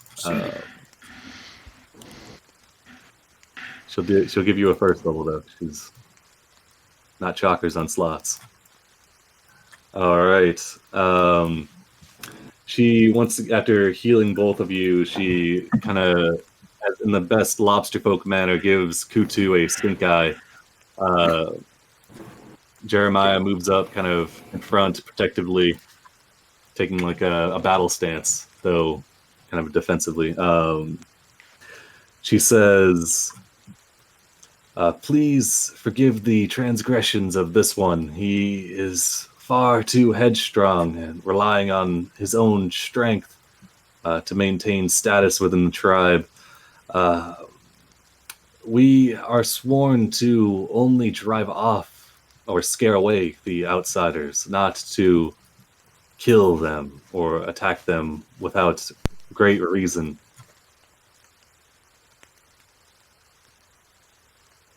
I am a shaman of our humble village referred to as Nephropia. I'll put this in chat.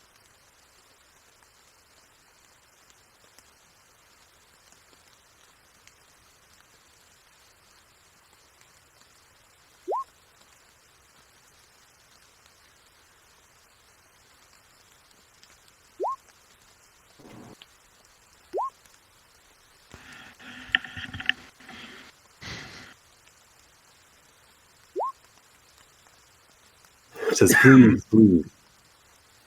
It is unorthodox, but I can further attend to your wounds if you return to our village. At this, Kutu says, no, they must be forced to leave. They cannot be allowed to interfere with our way of life. I'm gonna jam the butt of my spear in his foot. Keep quiet. You've done enough. He shoots you a death glare, though you're not sure if that's just his usual face. Could be hitting on me for all I know. Yeah, exactly. Is he giving you googly eyes, or are those just his eye stalks? Yeah, I don't know. All right. Well, Let's we're see. we're here mapping out the basin for some people up here. We've never been in this area, so. But this one is responsible for the death of those two. And we try to talk to them.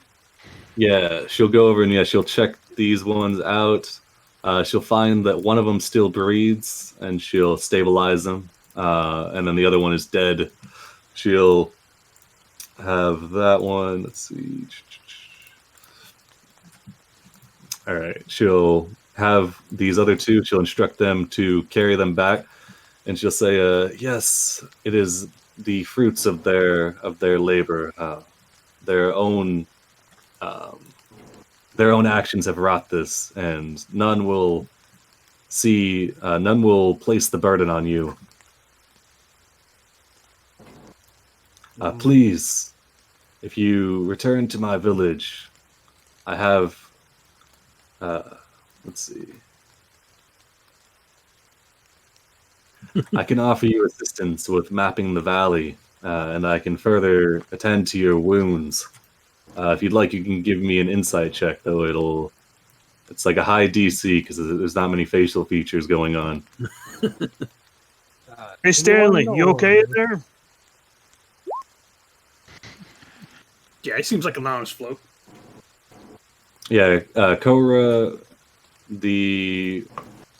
you kind of get the idea that she's a little bit more wise with the role as shaman, and seems to be telling the truth with healing your wounds and being able to aid you with your mission of mapping out the basin. I'm gonna go over here and confer with my people, and we'll get back to you in a second. All right, Stanley. As you open the back of the battle wagon, you can see Stanley's at the back. He's got a butter knife clutched with both hands, aiming it at the door. Hide the butter. Don't take it out. It's not what you think it was. The car will lean his head in and scare him.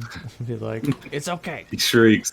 It's like, the lobsters, they're real. I could have sworn that they were lying. Oh, they're here. Yeah, There are many of them. Yeah, and they've invited to take us to their village and kind of host us and help us with the mapping. Are you guys all right with this, or? I mean, the shaman looks like he's got a handle on things, but I don't know about the other one. He's a hothead. Sorry, the shaman is a female, though. I understand the confusion. It's not like she's wearing a bikini. Yeah. These aren't like MMO or RPG fantasy creatures where the female just looks like a normal human but red. I'll get down next to Stanley, and I'll say, "You don't have to worry, my expendable friend. I will answer the question everyone's dying to know." And then I will cast the bones. I'll cast augury, and I'm just gonna ask, will we be eaten by crabs? It'll be. It's only in the next 30 minutes, so it's only kind of pointless, but. Yeah, I mean, in the grand scheme of things, it's hard to say, but in the next 30 minutes, it says no. I think, wheel? Rest a good one. Yeah. You're asking bones that might have been eaten by something else if we're going to be eaten? What if they have a sense of humor?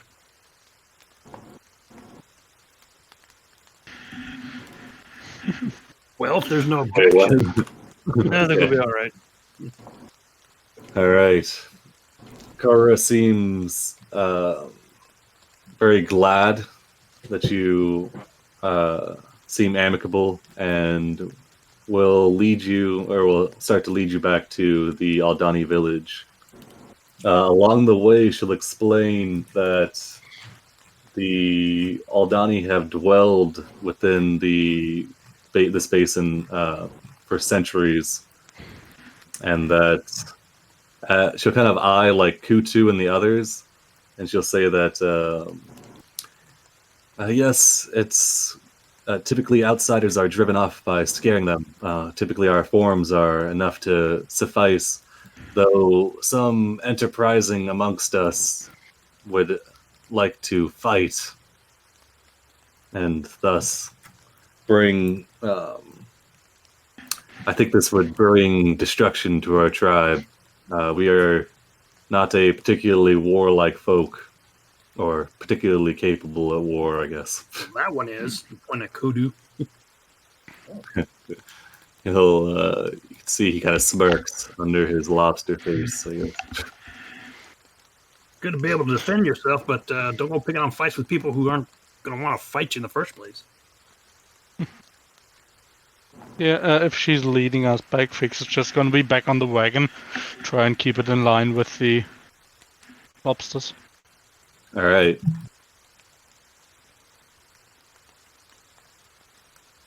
All right. So the Aldani village, they actually lead you definitely away from the undead territory and back down towards the River Tath. The River Tath branches out into several larger rivers that go farther to the southwest. She leads you down one of them that's kind of secluded under a large amount of underbrush and doesn't seem to be well traveled at all. As they move through, the larger Aldani in the back, which you've heard referred to as brutes, they cover up the trail from behind to kind of maintain the secrecy of the route that you're taking.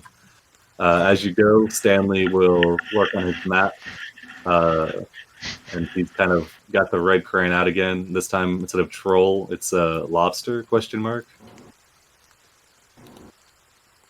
Either way, after a couple hours, let's see. After a couple hours, you'll arrive in a small-looking village. So you can see a collection of huts made of like basic thatch and wood that have been kind of constructed. You see there are no doors. You've kind of gathered that the Aldani are not a particularly dexterous people with their large claws. There's just massive doorways that are quite wide to accommodate their large forms.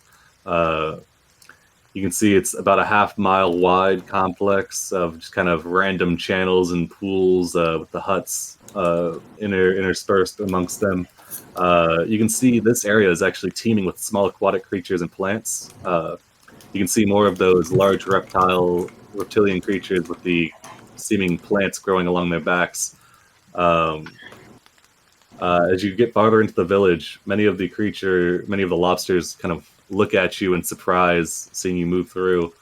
Some of the smaller ones, which you would imagine to be lobster folk children, kind of let out shouts of surprise before diving down into the water as you approach. Let's see. And Korra will explain that you have arrived in Nephropia, the only Aldani settlement within Chult, as far as they're aware.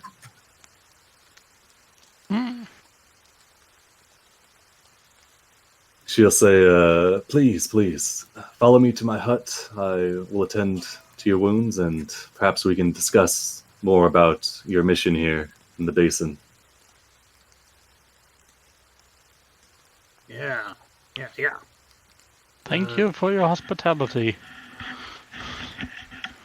She nods, says, yes, the elders who I trained under, they spoke of the occasional visitor to the village, though you are the first in decades, I would imagine.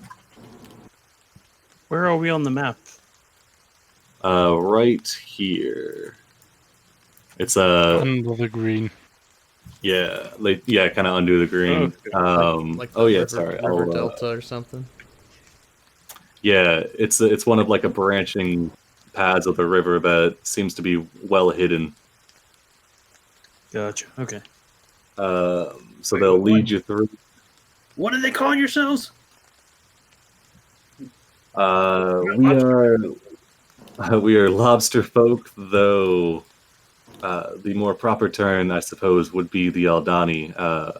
Wait, isn't that the name of this area? The Aldani. They named it after you. They didn't even know you were here. The Aldani people. She'll kind of look quizzically, say the Aldani people lived here long ago. But please, I can tell you more when we are alone. She kind of glances around at some of the quizzical looks from the other Aldani. You count maybe 20 in this small village. All right. Just dawned on me. All right, let's see. All right, so once you get back, she'll kind of go around and she'll pass out this salve that functions basically like a cure wounds. Let's see. We have 16 HP to Cordan, 14 to Jasir, and then I think only Audrin maybe needed some HP. I'm missing a little bit, but not a ton. All right, yeah, she'll give you 12. Just kind of goes around and applies this ointment to the wounds, and it immediately heals you up. Let's see. Yeah, so anybody proficient in nature can see as you move through the village that the river that cuts through it has been kind of divided into channels that are able to regulate water levels. You can see that many of the pools have different edible creatures. You can see catfish, snails, eels. In other pools, you can see rice and lotus. You can see some strange nuts, which you hadn't seen before. They kind of look like caltrops with like spikes coming out of them. And a variety of greens and berries. So Cora will lead you to a hut. Let's see. After you're healed, she'll ask, how have you come to map this valley? Well, we came from that way, and he points north. And then we started heading that way. There are a lot of people from Port Nanzo and a bit closer the river at maybe a not so aptly named place called Fort Vengeance, who have no idea what is in this basin. We were hired to explore, see if there was anything dangerous here, and simply report back. Yeah, Fix would go and fetch the started map from Stanley and try and point out our route so far. All right, yeah, she'll look at it. She looks in surprise at all of the surrounding areas have been mapped out beyond. Is this okay? This is the map from Stanley, so it just covers the basin. Yeah, she looks, says, yes. Says, you passed by the many-limbed one's lair. Did you come in contact with him? The who? The what? I'm going to assume we did not. Yeah, the many-limbed one. Despite our best efforts, he has plagued our tribe for many years. We are nearly powerless. Whenever he is injured, he disappears for some time, but always he reappears. What does this beast look like? He is towering with several arms, sometimes five, sometimes more. He is 15 feet roughly in stature, green skinned, and also possesses several heads atop his shoulders. He's not the brightest, but he is cruel and has killed many of our kind. I am Wait, glad that you were not harmed. Could that be what the tracks we found were from? Like at the fort, and I point out the fort to her on the map. Like about here, I think. Didn't Yeah, Stanley sure. draw trolls on the map? Yeah, he did. Yeah, the troll only have she doesn't know what trolls are, but she'll agree that the place where you found the footprints is the area where he dwells. They merely refer to him as the many-armed one. Fix, if you'd like, you can give me an Arcana check. Yes. All right. Consistent. The description matches up to a troll from the mainland. Large, green skin, hard to kill, though many limbs and multiple heads does not fit at all for your recollection.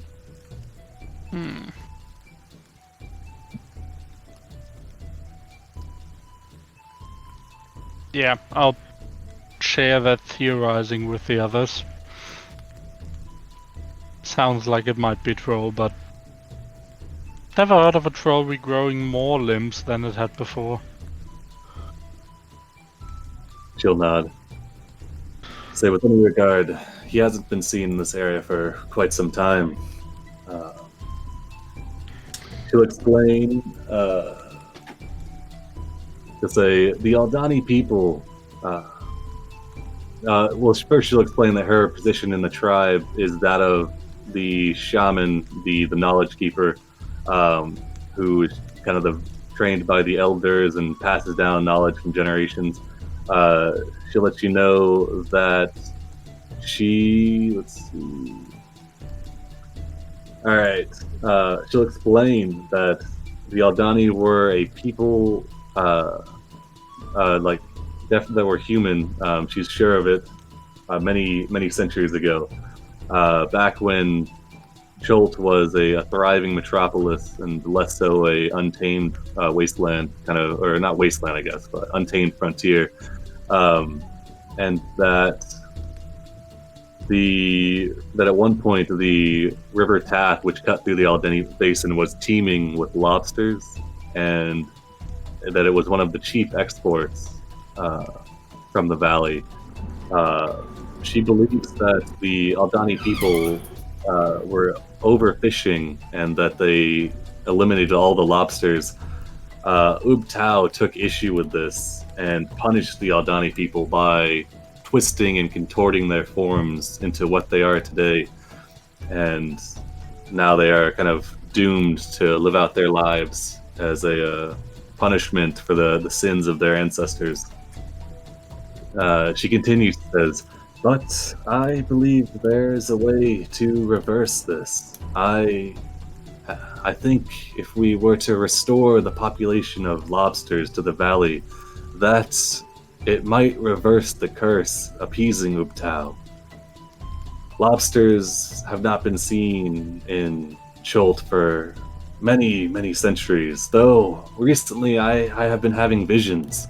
In the last few months, I've had several visions of a place red with water, a small pool containing 2 lobsters.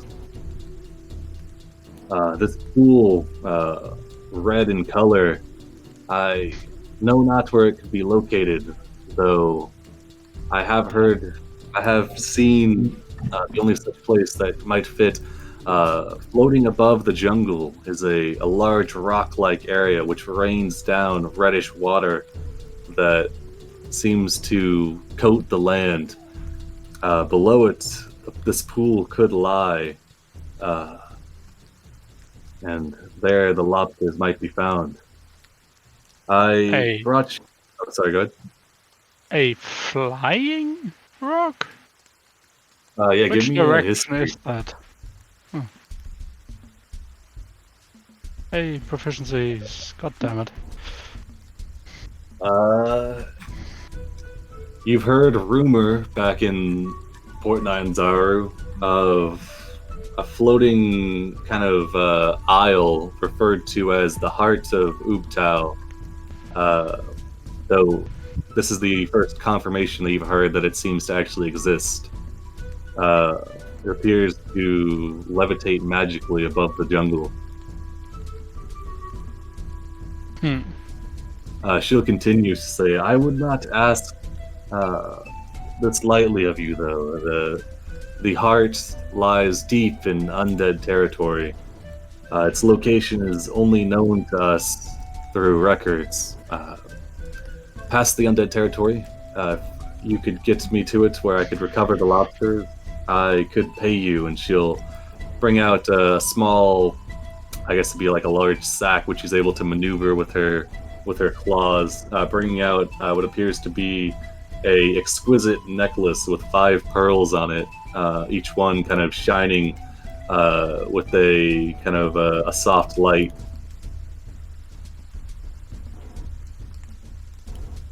I brought you to my hut to discuss this because many within the village do not believe that we are cursed and that this is merely how the lobster folk have always been. And there are others still which want to maintain the status quo. Kutu is one such lobster folk. He prides himself on his strength and does not want anything to upset this. How many days' journey away is this pool you're referring to?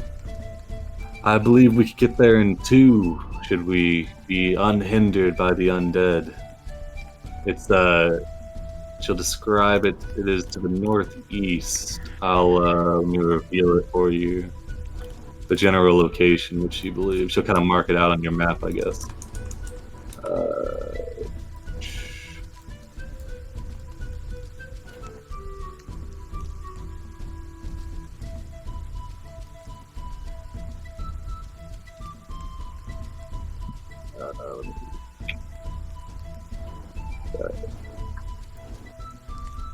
There we go. All right.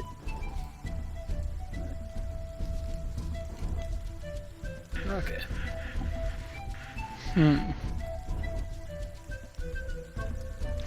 That's a big if, but otherwise should be doable.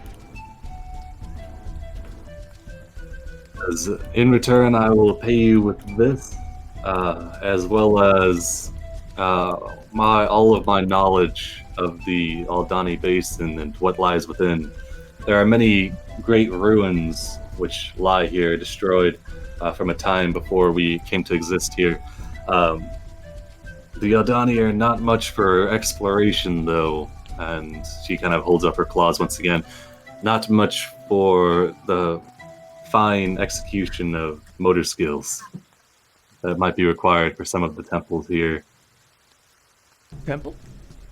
Oh, we already dealt with one of those temple trials. I think we can handle more. And get me a collection of these gems.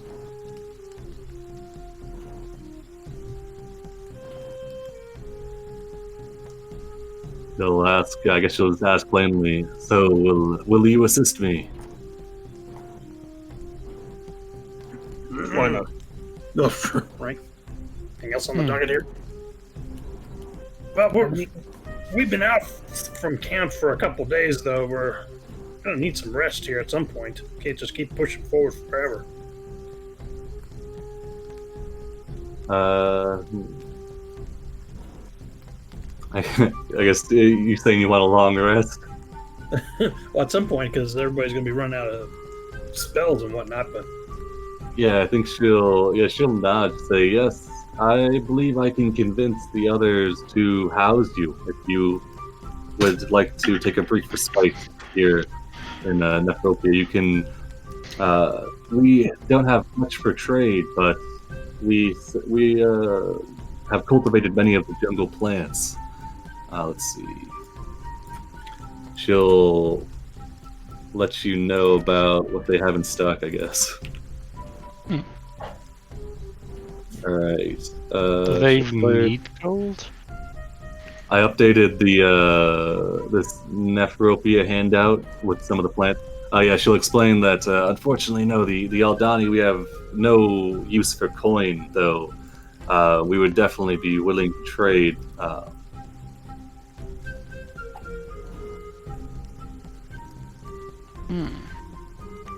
Yeah, so they got some ling nuts, which are basically caltrops, which force dex saves or make people stop moving. They got weapon nuts, which can be used as kind of like light sources, really dim lights. Cinderberries, which you all know the efficacy of, give advantage on saving throws against disease and poison. They have these beetles, which are like the size of a human hand, which when eaten give a immediate saving throw with advantage against disease. And then they also have these mushrooms that grow along the river that, when eaten, can get rid of a paralyzed or frightened condition. I want to take a look at what it takes to how they're raising the cinnaberries. Yeah. Oh, yeah, What yeah. kind of condition? Let's see. So if you go over there, I guess, are you guys gonna take a long rest here? Sure. I mean, I don't. Yeah, I have no Yeah. complaints, but Yeah, I don't know how long the other spellcasters have been out since we left Camp Vengeance, so it's up to them if they need to replenish all their spells. Do they just holding on to them? Yeah, I think she could definitely convince them to let you stay for a while. If you're gonna help them, let's see. That would just Find this determine how hard. well you're. Yeah, that would just determine how well you're able to observe the cultivation of different plants that are growing. You got a week versus a couple hours. The ultimate goal is he would love to have a small cinnaberry bush just on the wagon. Ooh, yeah, that would be nice. So yeah, you can see the berries as you stay for a while. She'll take it over there, and then she'll kind of like be a intermediary between you and one of the farmers working there, like an older looking Aldani with kind of a muted brownish shell in color, and they'll explain that the key to cultivating the cinderberries is you need a constant stream of flowing water, and then they'll give you kind of like the dimensions, and then say this is why that the berries only really grow along riversides, because the bush roots need to be submerged in moving water. So building such a contraption definitely wouldn't be out of the realm of possibilities. So it's a good enough reason to stay for a week. If we are staying for a week, Audrin has Smith's tools and his channel divinity artisan's blessing, so he'd offer to help out if they need to make items for the village that maybe their pinchers aren't really good at making themselves.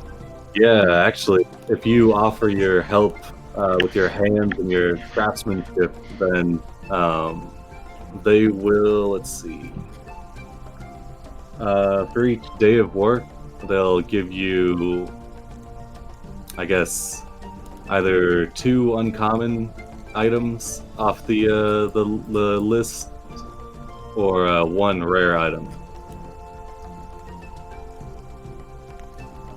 Though, if you take a long rest, I'd say if you're gonna stay for like 8 or 9 days, then 7 of those days needs to be just chilling, and Yeah. you could do a day or 2 of working, and then a week of hanging out and just kind of taking in the sights with the Aldani. So as you wander about, you can see the, I guess, city hall of Nephropia is like it's a channel that leads up to the middle of the village, and then there's several kind of packed bench mud mounds built in a circle around like a raised up platform, and this seems to be like the center of trade. This is where there's several the plants that you can cultivate. But yeah, you can volunteer to even just doing repairs to some of the houses. Some of the tougher work, like the roofing, is pretty hard when you weigh like 500 pounds, and the thing is built out of straw and wood. Yeah, I can help with the manual labor stuff. All right. Fix would offer to try and send a message back to Camp Vengeance, although it would be very public. Yeah, I think Tor would urge you not to draw any attention to the city or to the village. It's kind of the permission that you've been given to stay is kind of tacit and contingent on the fact that you don't reveal them to the outside world. Fair enough. I mean, I can create it away from us. Yeah, if you want to go outside. Do I know if anybody in Camp Vengeance speaks Draconic? I think Roderick does. There's some people from the guild that are there, so I'm sure somebody could speak Draconic. They have a relation with the Deadmarsh lizard folk tribe now? But true, yeah, there's Rashad, if he's there, would be able to see it. Yeah, in that case, I would ask her if there's a overview somewhere close, where I would have a wider view, and then just put it away from us, if the others even want me to send a message. Just tell them we'll be delayed for a while. I don't think they're expecting us back for a while either. Yeah, you guys said you were going out to the Aldani Basin, where nobody's really come back from, except for a few meager patrols. But yeah, if you want to send the message, it's definitely doable. Yeah, okay. In that case, no, not yet. All right. In any regard, you guys can spend a couple days doing some of the common labor. Basically, anything that would need to be done with fingers, like setting up some of the irrigation routes for the plants, just common maintenance, things like that. And in exchange, you can each choose 2 of the uncommon things off the list and 1 rare, and they'll give you 1 of each. It's like you could get one bag of ling nuts and 1 cinderberry, or you could get 1 of the beetles. Right. Just questions. Cinnaberries, as soon as you pick them, though, they're good for 24 hours. That's it. Oh yeah, so you wouldn't pick them right away. They'd be like that's what I'm saying. So I'm thinking. They'd give you okay. Just making give sure. you like an IOU. Yeah. And then whenever you're leaving, you could grab it. But they do. If somebody wants to spend their long rest, kind of trying to piece together the workings of a contraption that can be used to cultivate them, they can definitely give that a shot. I'll give up my long rest for that. I mean, I'm not the smartest person, but All right. if I see exactly what they're doing, then Yeah, so it'll definitely be with advantage. And then what sort of check?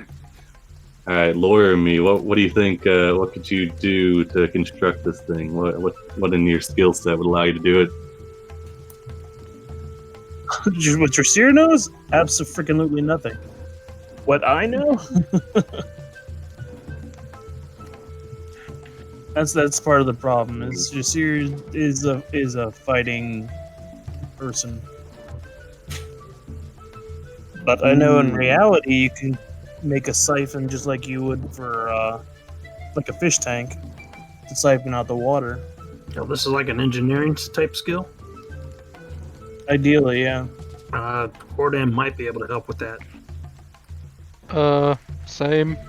Artificer. Yeah, between the dwarf and the artificer, maybe we come up with something. Yeah, In reality, if you made the plant on a like 65 or 35 degree angle, like the planter, so the water's flowing down through it, and then at the bottom you got a siphon to make it go back to the top again. As long as it kept having water in there, it should keep going. You just got to refill the water. Alright, Yeah, it sounds Fix. like Tinker's Tools, if Fix wants to do that. Yeah, or wood carvers. Like I Yeah, that would works. probably be able to make a pot like that from wood, right? Alright, so if you spend your week doing it, your long instead of getting the long rest, you could do it with advantage. But Artificer's going to need the long rest, so I'll deal without it. It's a cool idea, I and mean- I'll get the idea for it, but The only thing I would get back is the free cannon. I still have all my slots. I wasn't there last time for the temple. well, that cannon's an important thing, so. I mean, if I still get the rest, would it just be a regular check? Yeah, because it'd just be what you could rig up in a couple days where you were working before the rest. Okay. Then, yeah, I would probably do that. Alright, go for it. Tinker's Tools is great. Yeah. With a 10, you can get the initial workings, though I guess the siphon maybe gives you a little bit of trouble. It backfires a bit, gets clogged easily by dirt, the soil that you need for the berries. And yeah, so those couple days are not enough to get it working. But Okay. you've got the plans, and you can work on it further later on if you'd like. Yeah, after he's done for the time being, he would go up to you and tell you, well, I tried. It'll take a bit more time. Yeah, it'd be a good nighttime or while you guys are traveling in the wagon. You could be sitting up top fixing or sitting inside figuring that out. I mean, I'm helping with navigation, but yeah, we'll see. I will, Now however, you're trained in survival, so you can take over the assisting of navigation. All right, but yeah, the week passes without much hassle. After about the 5-day mark, Kutu and some of the lobster folk get a little anxious and start kind of whispering and stuff. It's like, hey, why are these guys still here? What the heck? But beyond that, they're more afraid of being banished by the shaman and the elders than they are of your guys' presence here. So you can get a long rest. oh, how much XP did we get from the 2 lobster people we killed? Are Yeah, you so close you, to sick? Really? Oh, that's why you wanted a long rest. Well, now we get the hit dice back too, so yeah.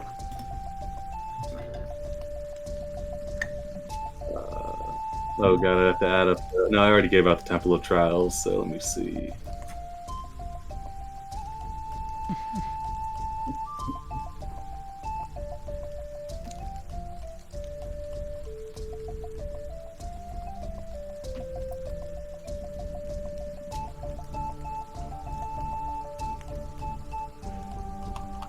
You can each take 800 XP for dealing with the Aldani night encounter. How much? 800? Yep. Okay. Damn. I'm like 2,000 away. Then to get an extra attack. Yeah. All right, so you guys got your long rest. All right, I'm gonna go to the bathroom real quick, and I'll be right back. You guys figure out what the play is. Sure. So you're just gonna head over? I feel I like mean- maybe we should have finished exploring the basin first. Well, I mean, we have to Then go taking a through long that part rest, of the 'cause now we can't. floor anyway. We're headed through there anyway. We got a long rest out of it basically, so that'll keep us going. Hey, Audrey, can you make a great axe for me? I can. I just need metal that can include gold pieces worth the value of the item I'm making. Sure. Whatever we need. 50 gold pieces, golden battle axe. Fanciest battle axe in the land. Oh, great axe now. so I probably wouldn't want to make a weapon out of gold.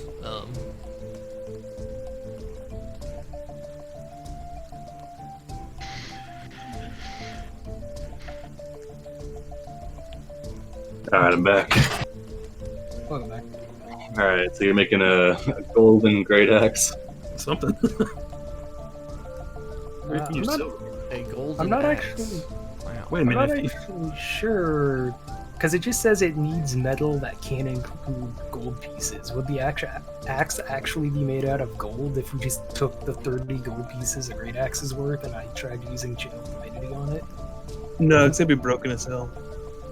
Because you have a very big chunk of gold. use it for The the metal irretrievably coalesces. Yeah, so if you made it out of gold, it would be gold because it says the metal just coalesces and transforms into creation. And magically forms even non-metal parts of the creation. What? Interesting. So it'll form the wooden haft even if you don't put wood in there. Apparently. Well, I'm giving up the wooden shield for it, but I'm sure it has metal. Oh yeah, you could. It's got like a metal banding around it, and then some metal reinforcements inside of it, and it's got the wood. Can you So I'd say use the battle axe I have and just kind of attach more wood, make it a longer handle, get a little more blade on it. I don't know. You do your thing. take the battle axe, the shield, and then the excess cost in gold. Yeah, so you make a great axe. The great axe costs how much here? 30 gold? 30 gold. Shield costs.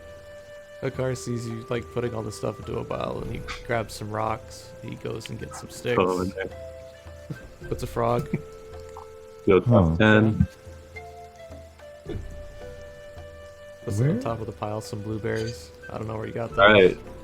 So a shield and a battle axe cost 10 gold each. So you just need an extra 10 gold to complete the great axe. Easy. So if you perform this ritual, it'll have like a wooden handle, I guess, with the metal coming in. It'll have like the reinforced metal for the actual head, and then I guess it'll just have like a golden edge to it to get it increased, if less durable edge. Wait, why don't you just use silver? Oh, It's right. a Wait, silver would that make it a. How that You works? got 100 silver on you. I need an extra 100 silver. Man, I should have went to the exchange bank. Yeah.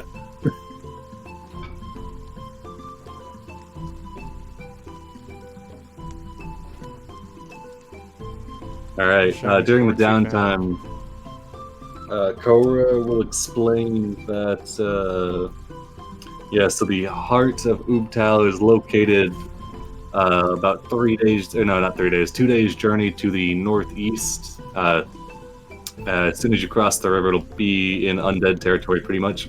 Along the way, you can still map out the Aldani Basin, and Is she Once- coming or? she's gonna come with. She's gonna go along with Jeremiah, and with the intent of getting the recovering these 2 lobsters.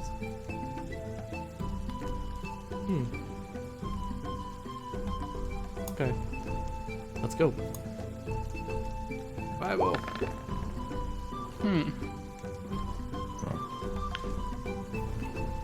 Yeah, if somebody else is taking over the navigation, I'll just try and get the thing working in the meantime. All right. Do we have somebody else with survival? Yeah. Yeah, I could. Okay. Not great at it, but. Are you proficient? That's the point. Well, We just need somebody to help pick her out so you get helping, yeah. advantage on the roll. Oh, yeah. No, I was doing that before. Yeah. Oh, okay. In that case, yeah, Fix will take the time and try and work on the flower pot. Nice. That's all right. Yeah, give me another Tinker's Tools check. Yep.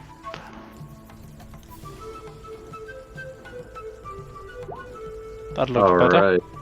An 18. Let's see. You get it to the point where. Let me check my thing here. All right. So, all right, you get it to the point where it could cultivate 1d6 berries per long rest. Okay. So have them Sweet. growing there whenever you need the berries. You could pluck them, and then they're good for 24 hours. But while they're growing on the side, they'll be fine. So a d6 berries per week. I'll put that into chat. That's gotta be useful. As long as the wagon stays intact. Yeah. Yeah, make sure you throw that into the battle wagons list. Repertoire. Oh, he's talking to me. Sick.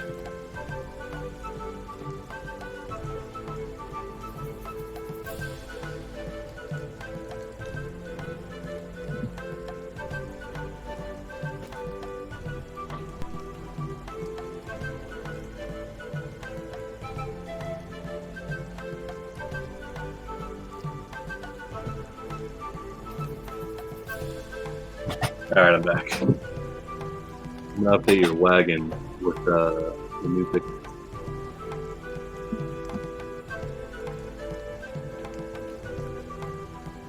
There we go. Cool. Alright. Oh, now a train's going by. Alright, so travel. Let me reveal some of this map for you. Oh, whoops.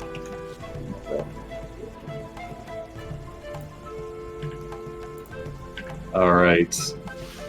You guys begin to move into undead territory.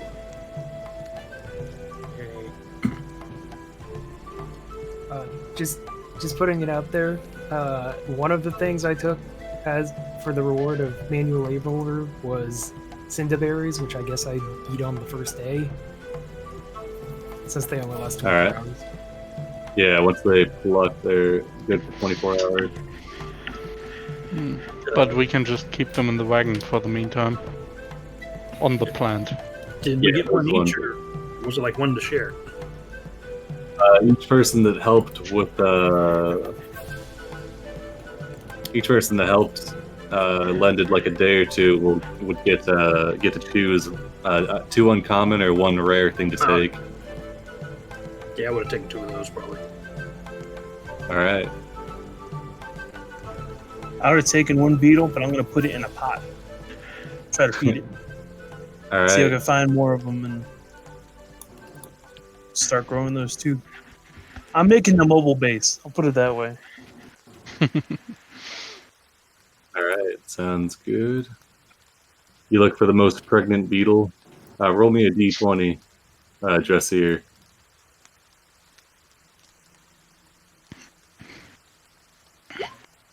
All right. Let's say it's a particularly plump-looking beetle. All right. Wouldn't Worms beetles and lay maggots. eggs? Don't they? I know they don't give live birth. Yeah. I guess it's not plump. It looks like it's got ridges or something. I don't know. I didn't learn bug physiology. I'm sorry. All right. As you begin moving into undead territory, everybody give me a round of perception checks.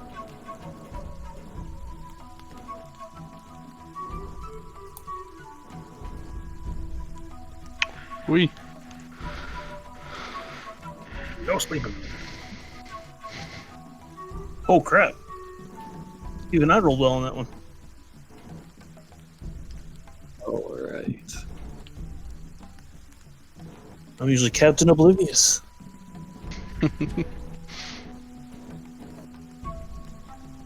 That's okay. It's fine.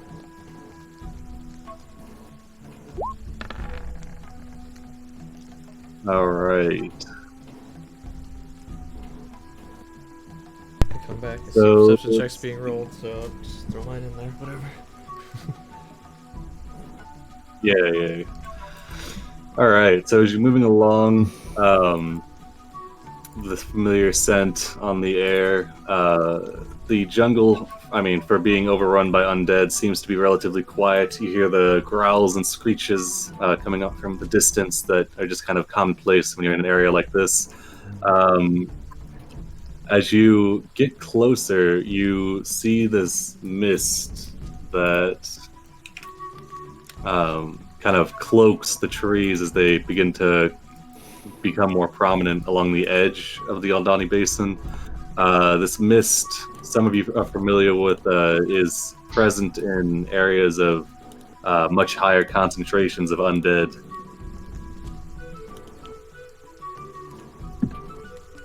Oh, that's even good. We gotta go through this? Yep. Not good. All right. So beyond that, the day passes without any incursions as you move through the light undead territory and camp along the threshold of the heavier undead.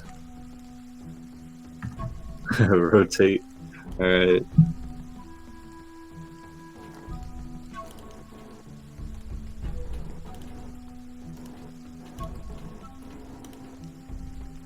All right. So as you guys, several of you have eaten your berries, you've gotten the cultivator set up during the day, and yeah. All right. As you guys bed down, are there any special precautions beyond the alarm spell being placed in perimeter around the wagon?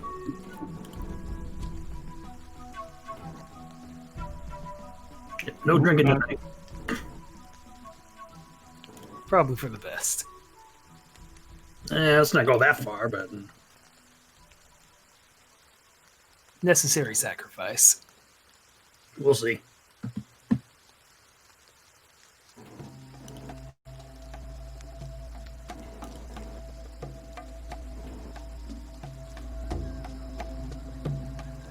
All right.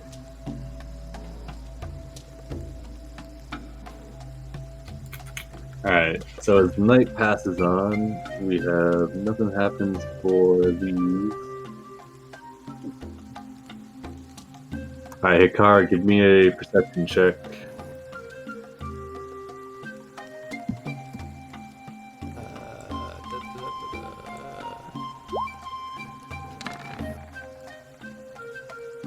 Oh damn. Jeez. Pretty good. All right. As you guys make camp in a small clearing, the night begins to pass. You can hear familiar sounds kind of surrounding you, the smells in the wind. Let's see. So yeah, with a 30, Hakar would have kind of made kind of a perch like halfway up a tree. He knows about the flying things. He knows he doesn't want to be on the ground. So, yeah, for sure. while he's doing his watch, he's up in a nearby tree, if possible. Yeah. So, I'd say, yeah, with a 30, I mean, you can definitely hear, like, the jungle, but then as you're kind of on watch, hearing everything, you pick out the noises of, just like it sounds like a small group of undead kind of meandering maybe a couple hundred feet outside of your camp from the east. Though with your amazing perception, you can also hear, it sounds like kind of a slithering, like undulating noise coming from the same direction as the undead, as if they're kind of together. Like it sounds like the sound of like meat and flesh moving around in unison as these undead seem to be creeping about. You can tell as soon as they pick up on your guys' location and begin to meander towards your guys' your position. But I'd say you have like 2 or 3, like 3 minutes of prep time before they are going to get anywhere close to you. Yeah, Hakar will drop down out of the tree and get up face to face with whoever's the closest, probably Cordan. He's leaning real close. What? Death approaches. I see you. So you need to many. know. He'll point from where the he heard the undead. Family starts to quietly sob. Is it something we can outrun? Is it? It sounds like Is they're that, moving. but I feel like close if we outrun, we'll just run into another group Do we want to be without concentrated kind undead. of Are. ride around in a wagon in the middle of the night? Undead territory? Oh, get everybody up. Look, just not be caught off guard here. Look alive, people. We're on the clock. But You guys are getting Alright. paid? You're You not. should all be getting paid. Okay. You need to bring yeah, this just up. not by the hour. Yeah, by the job, I unfortunately. shouldn't think Hikar is even a member of the guild. Yeah. Yeah, Clouds woke up in the guild and he has been sticking and tagging along, but And then All we have right. Stanley. Yeah, he's getting paid a sweet gold a week. He'll get a Um, bonus maybe if he finishes the entire thing alive. He just wants to, yeah, he just wants to get out alive. All right, let me fix this map up real quick. He's Stanley. He'll be immortal. Yeah, as the sounds get closer, Hikar, you can hear. There definitely seems to be. It sounds like if there was a fresh rain on the Port Nyanzara tree, and all the worms kind of come up and start flopping around on the pavement. That's what it sounds like, but more concentrated, coming from the east. I touched the ground. Is it rumbling? No. Okay. Let's see. We got Hearth and the other guy, Pogo. Yeah, there we go. Can't forget the nice dinosaurs. And then inside the cart with you, there's Cobra and Jeremiah, both of which are not accustomed to going into undead territory and are taking your guys' It's lead. your idea. She shrugs. I seek to break the curse on my people, but if it comes at the expense of my own life, so be it. All right, you go first. She nods, leaving the wagon. No, just stay back here. God, so literal.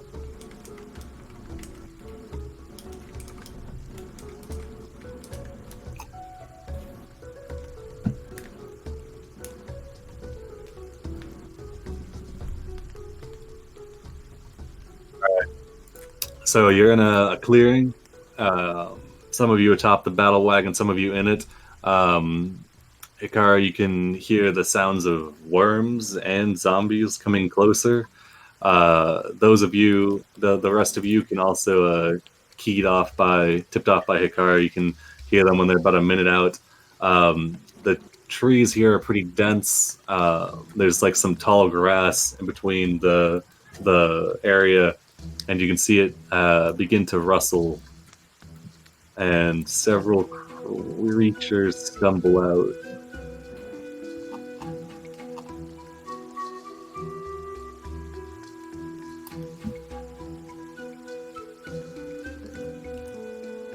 So there's the first creature that stumbles out.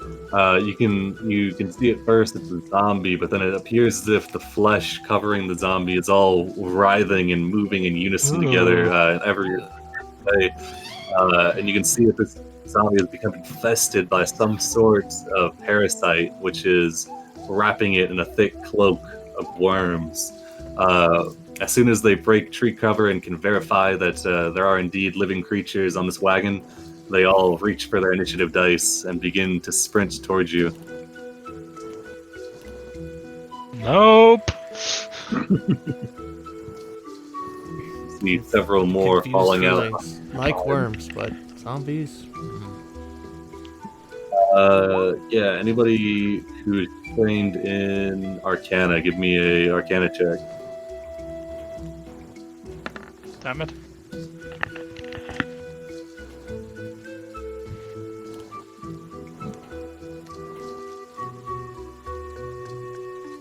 We got no idea. Fix, you recognize these as commonly referred to by guild members as spawns of Kyus. Beyond that, you know that the primary means of infection is through a worm, which, if it is able to get inside of you through burrowing, can have very disastrous effects. It's kind of like a body jacker that turns you into a zombie, a vessel for more worms. All right. Do I know if it works on non-humanoids?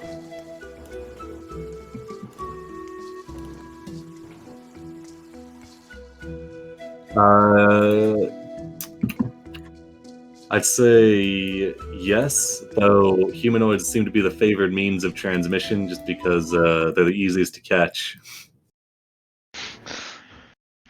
Okay. Are those seeds still in effect? They are, yeah. Okay. Can pop another one if we need to. All right. Clouds in the morning. The creatures begin to emerge from the tall grass. You hear the Pokemon trainer music. All right. Okay, so I'll just throw my psychic blades first. Nothing better to do real quick. Dang, alright. The duality of psychic blades, I guess. Jeez. Okay, first off, we got a crit. Which one are you throwing this at? Top one? Alright, what do we got here? Piercing weapon. Neck wound, double damage. Give me another 3d6.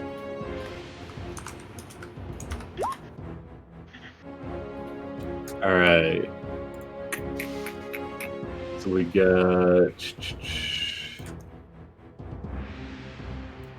Oh geez, 16 plus 8, so 24 plus 14, what was that, 38? Alright, let's see.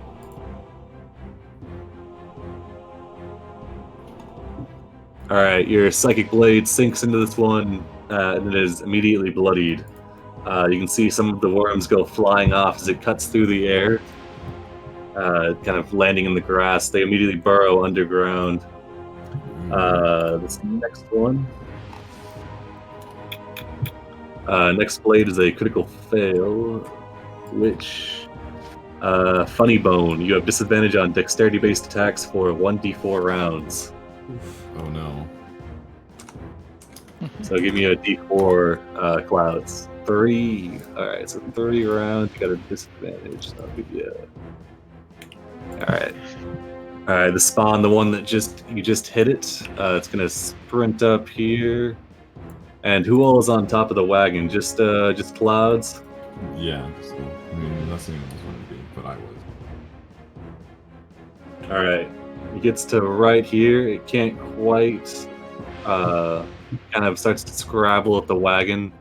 And then it will, as it's running up to the edge, it's going to point at you, Clouds, and it kind of whips out an arm, and it launches a worm. Clouds, give me a DC 11 dexterity saving throw. Oh no. Okay, this is dexterity-based attacks, okay. Yeah, just attacks. Alright, you pass, and you're able to duck as the worm goes sailing over the wagon, landing in the grass behind. Alright, Ikar. Let's see. Oh. This guy's in melee with me now, huh? Are you outside the wagon? I guess. I wasn't sure. I said I would have been in a tree, but I don't see any trees in the map, so... Oh, yeah, I can fix that.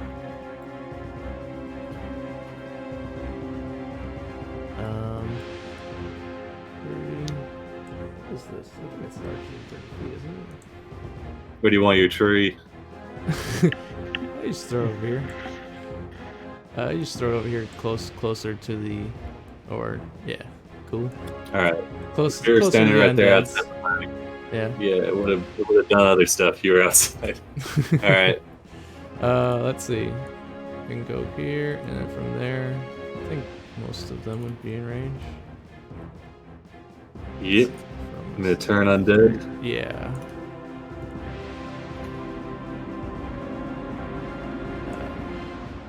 Let's see. 30 feet, 30 feet, 30 feet, 30 feet. Cool. Alright, so yeah, he's gonna produce this little amulet, holy symbol. He's gonna say, he's gonna whisper something under his breath. No one can hear him. And then if they're half or lower, they're destroyed, but unlikely they are. So they're all gonna make wisdom saves. Alrighty.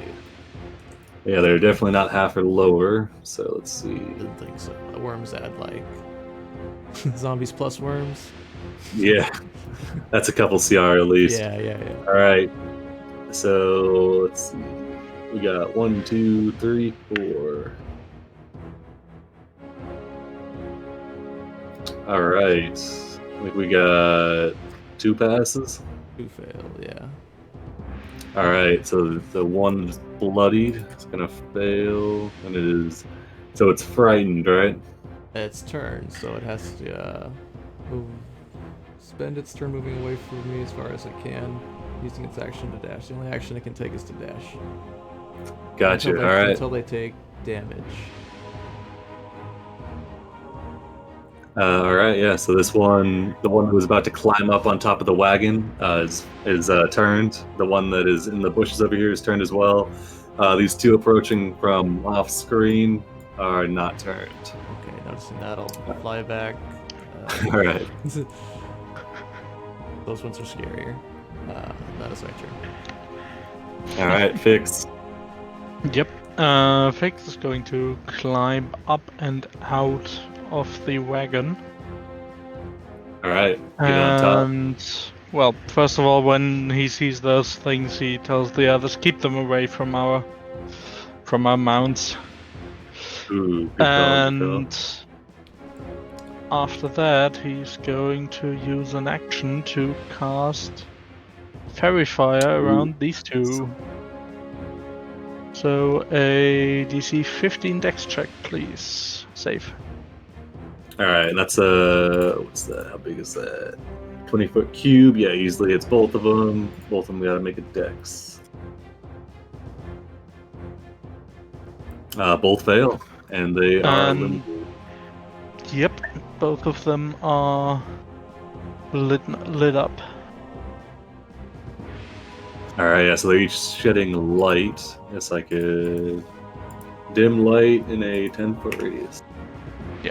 And also all the flowers around them, because apparently it affects items too.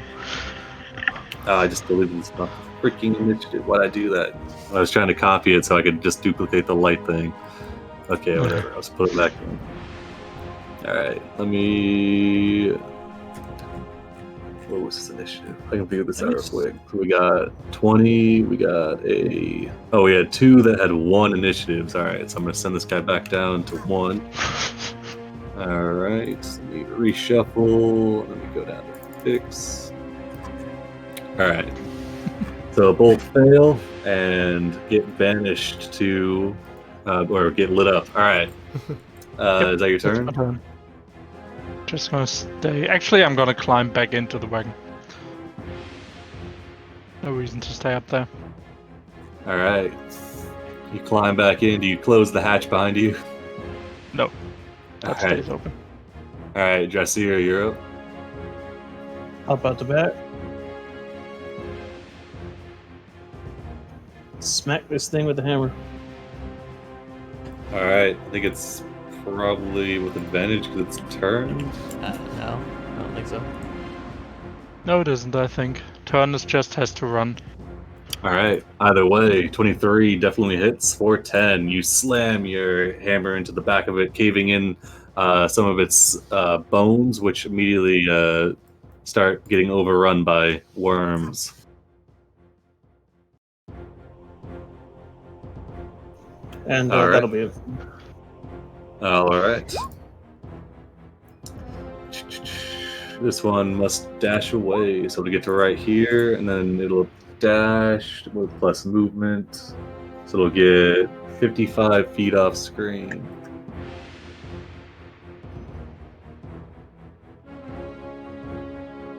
"55 feet away." All right. Pogo. Get him! What? We'll What start are the backing mounts up roll again? towards the. In case I put it in there in case I decided to mount it. I wanted to make sure it had its own Oh. initiative. He'll back up towards the wagon because he knows that's where he's supposed to be. All right.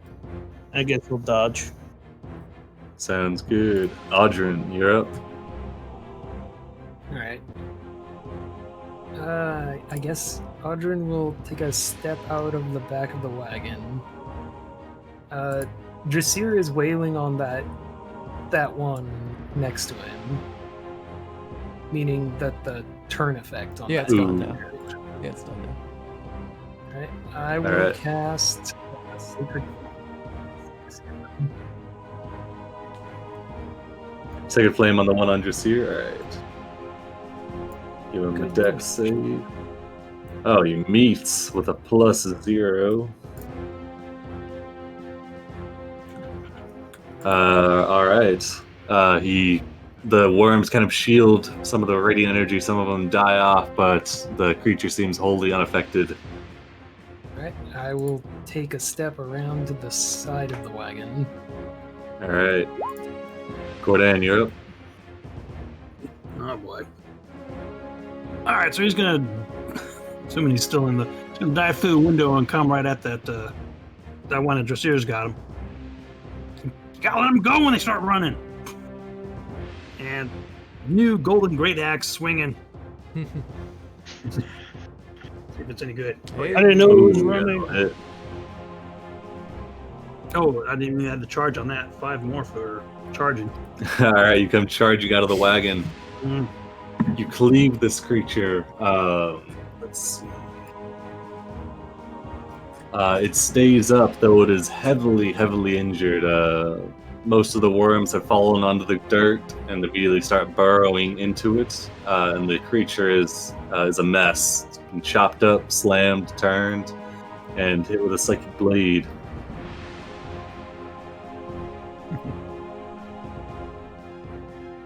Oh boy, this is. What are the worms do? What's with the worms? I'm gonna start stomping on them. Don't worry about it. All right, they got another attack. Yep. All right, that will put it down. That's The just creature keels over. You can see the worms writhing on it. Some of the worms burrowing into the ground as it dies. Is that your turn? That's it. All right. This one with advantage on it. It's gonna sprint up to here. All right, it'll have to spend its turn dashing. So when you guys left the wagon, I assume you guys just left the door open. Hmm. They didn't say I had an interaction, close the door, so I think, yeah. I was All born right. For fuck's This sake. one takes the dashing and just leaps into the wagon Oh, with man. you. It has to dash to get there, but it is now in the wagon. This other one is going to... It'll just run up to you guys. Dash up, and that'll be its turn. Clouds in the morning. All right. Cloud is going to run off the wagon and use his climb speed to get into the top of the tree.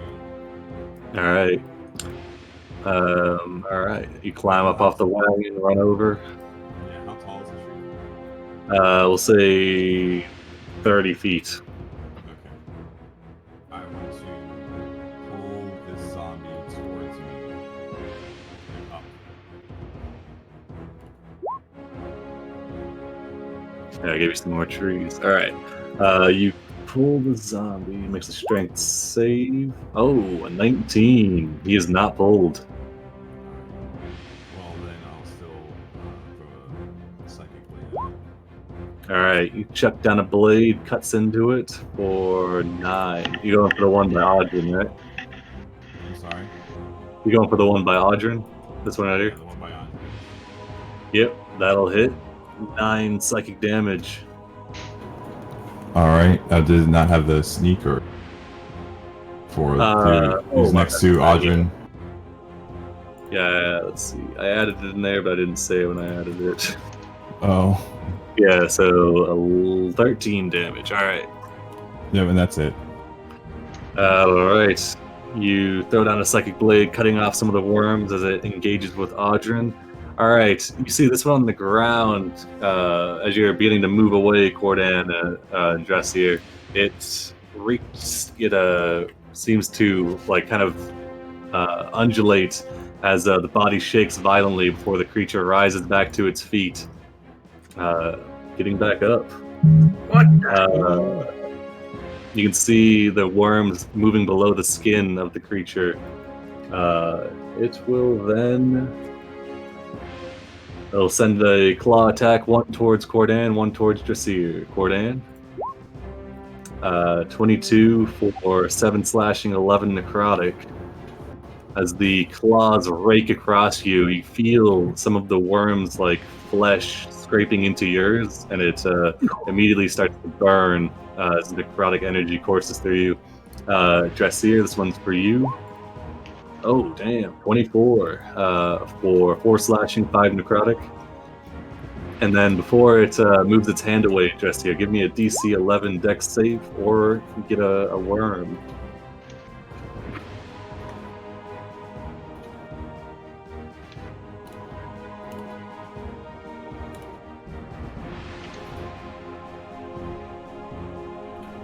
Nicely done. You move out of the way, the worm falling into the dirt where it burrows down. I forgot to roll. What are these guys? Alright.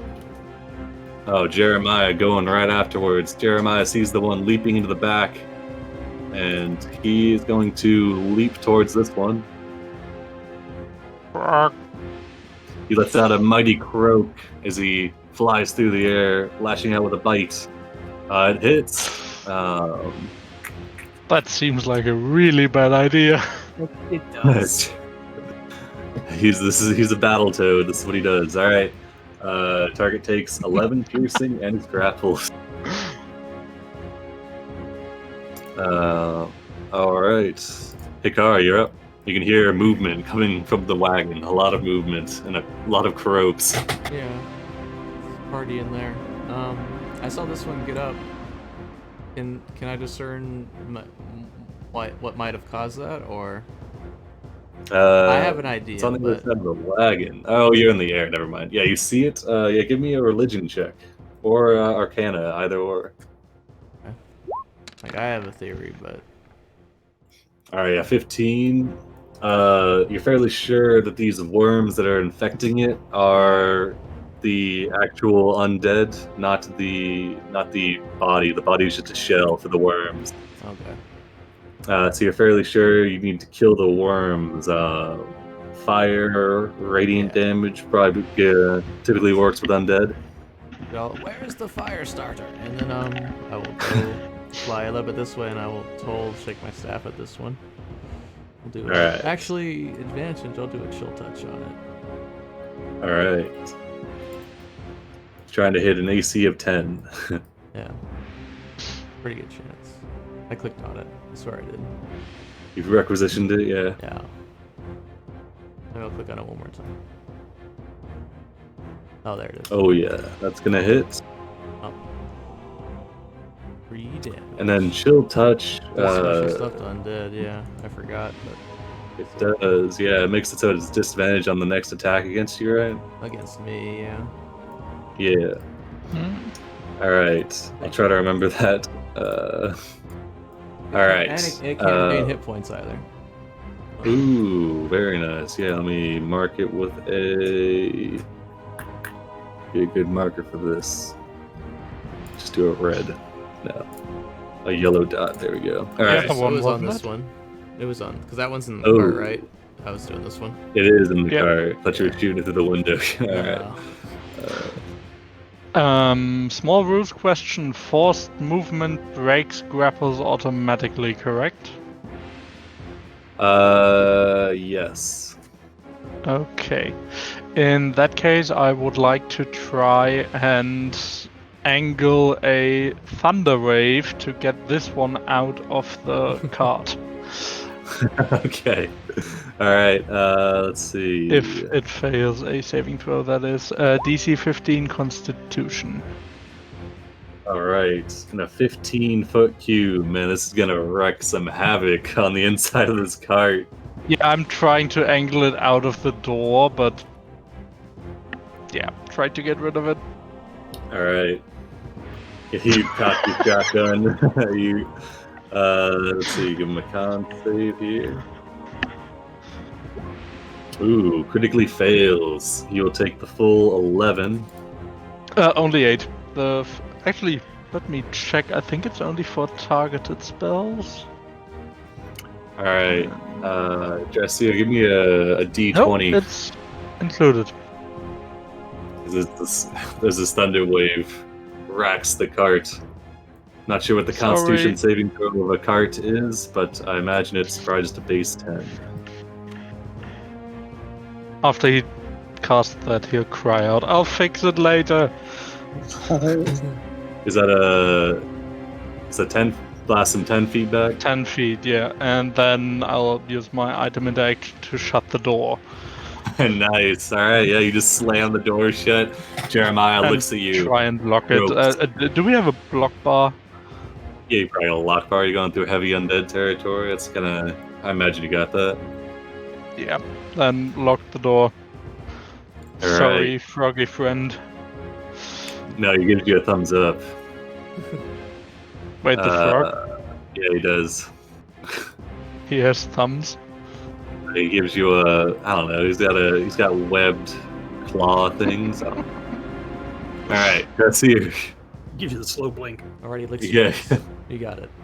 What do you want? I don't know what to do. This thing got back up again. So, It did. Cordelia just shrugs like, Fire. The worms. You hear a the slap. worms. I have lightning breath, not fire breath. do it. I can only do so much. Thunderlaw, believe in yourself. Sure, the lightning's got to do something to it. Bolts can set stuff on fire. So. We're actually going to shuffle around and try to get the animals harnessed up. So I'll disengage. Oh, nice. All right, you disengage. Creature slaps that at you, but you duck under it. Yep, and try to item interact to try to start harnessing up the animals. I'm ready to try to move. All right, yeah. They're like in position. They're trained. They've been around the block. So yeah, I'd say one action gets you one of the animals harnessed up. Okay, that'll be next turn. I disengage with my action. So. All right. So let's see. I'll mark him with a red, I guess. He's ready to go. All right, this spawn. Oh, this poor guy. All right, does he get like a save once he gets out of sight, or I no? don't think so. Okay. It just lasts a minute All right. unless they take damage. I think so. All right, Double yeah. check it. Left combat. Yeah, you can use its action only to dash. Yeah, it's just gonna keep running. Okay. He is now 65 feet. Oh no, Dash. 115. Yeah, he's gone. Yeah. Okay. All right. Good luck, little worm guy. All right, Pogo. Just dodging. All right, Audrin. It is now my turn to try to turn the undead. All right. DC Nice. 14. All right, we'll do top to bottom here.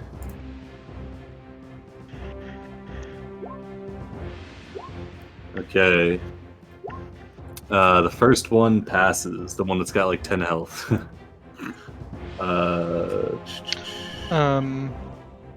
One thing, each undead that can see or hear. Never mind then. All If they right, have these ES. ones are turned though. This one and this one. All right. Yeah, so both the one that just got blasted out of the wagon and the one that is in front of you are turned. The one that Cordan and Dressier are squaring off with is not. Speaking of Cordan, it's your turn. Yeah. The minute the worms start crawling on me, is just his whole body just becomes a big old electro shocking. Nice, all right. Yeah, none of the worms have gotten on you yet. Yeah, well, I'm trying to keep them off me, so I'm just gonna Yeah, use that on them. See if that has any effect on them. fails. Yeah, you see some of the worms get shocked and die. And then I'm just gonna hammer into them, I guess. Oh, sorry, yeah, go ahead. I forgot it's a free action, bonus action. All right, go for it. It's still up and moving, right? It is, barely. Okay, very well. All right. You cleave it back down into the ground. Stay there. It is. It's still moving though. The worms are still kind of moving across its body. I'm gonna, well, since he's down, I'm gonna move over here. All right. Sure. You still got one attack left. Well, I'm gonna, well, I can't hold an action, or I can't ready an action now because I already took it, right? No, yeah. Okay. Well.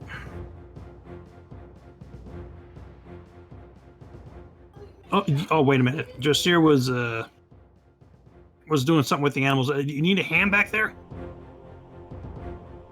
Yeah. Just trying to get the animals hooked up. We can get out of here. Well, I'll see if I can help him and speed that along.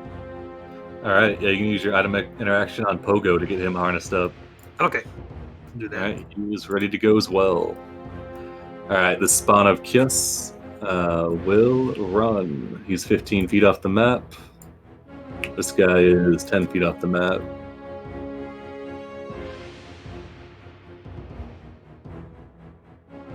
Alright, they both start running. Kura, she is going to... She doesn't really have any attacks. The shaman are not trained in the way of defensive magic. Let's just say, is anybody injured? Does anybody need healing? We're gonna point to the pile of worms back there. This thing keeps coming back up. You can do anything about that? You know anything about these things? Let's see. I'll give her a check with advantage here. Okay. She's gonna climb up on top of the wagon. She'll say, this usually works, and she's going to cast a moonbeam. Alright, so moonbeam, this thing can't dodge because it's laying in a heap. The moonbeam lances down, eradicating. As soon as the radiant energy hits the worms, you see as they all begin to die, writhing. And this one cannot regenerate until the beginning of its turn, or cannot regenerate at all. Clouds in the morning, you're up. Alright, I'll run back down.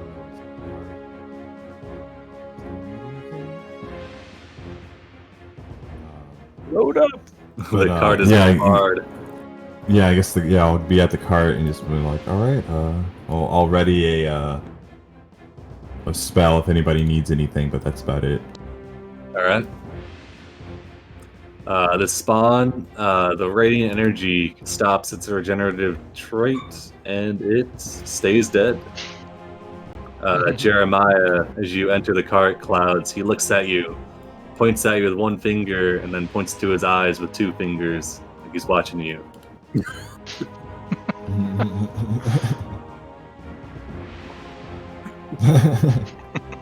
Dakar, you're up. At this point, these spawns are going to be running 60 feet. They're going to be, 600 feet away, at least. So I think at this point, if you guys want to, you guys got a minute to hitch up and leave, I guess. Find another camp. Okay, yeah, I suppose. So, like, running's not really gonna help. If we were interrupted in our rest, we're not gonna get it unless we get back down and rest again. But I'll ready a she'll touch on top of the cart All right. in case they came by. How Yeah, tall so is you the got cart? both the. How tall is the cart, Jesse? It is about 12 feet tall. Okay. Nice. All right. Actually, was going through literally just writing out the whole dimensions of the card, everything that's in it. I just started doing this. Okay. The battle wagon. All right. Yeah, you climb up. Everybody is accounted for. The animals are saddled and ready. And you've got a minute. I mean, I'd say in a minute you guys can easily get away when they're 600 feet away. So we can go ahead and. We could just have the cleric sitting on top being anti Yeah. undead beacons. Yeah, Jesse, give me a D20 for the cart. Just for Could I the use my prior. vehicle? What's that? Could I use land vehicle skill? No, I mean just a D20 for the For the integrity of the damage. cart. Because they got hit by a There's a thunder wave in there. thunder wave. Sorry. Oh, yeah. It Oh, passes. okay. Yeah, so a little cart takes some moderate, like 4 damage, which with how much health this thing has, it's like very minor. So it probably splinters some of the wood, maybe scratches the varnish. But beyond that, not too bad. Yeah, Hey, you hey, got don't Fix spill the going to water. do whatever he can while we're riding again to try and fix the damage he did. yeah. All the but, while apologizing to Dressia over and over. yeah, just here, give me a land vehicles check.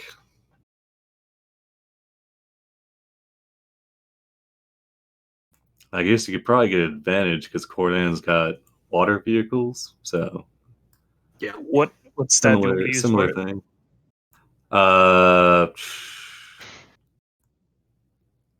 Wisdom, I guess. Either wisdom or intelligence. All With right, advantage, that's critical. Yeah, yeah. Oh, You this guys spell's are critical. easily able to load up, get Pogo and Hearth running, and move off back into the jungle. You move out for about like 15 minutes, and the Hikari, you can no longer hear the sounds of the worms or anything, and you're fairly sure that you've lost them.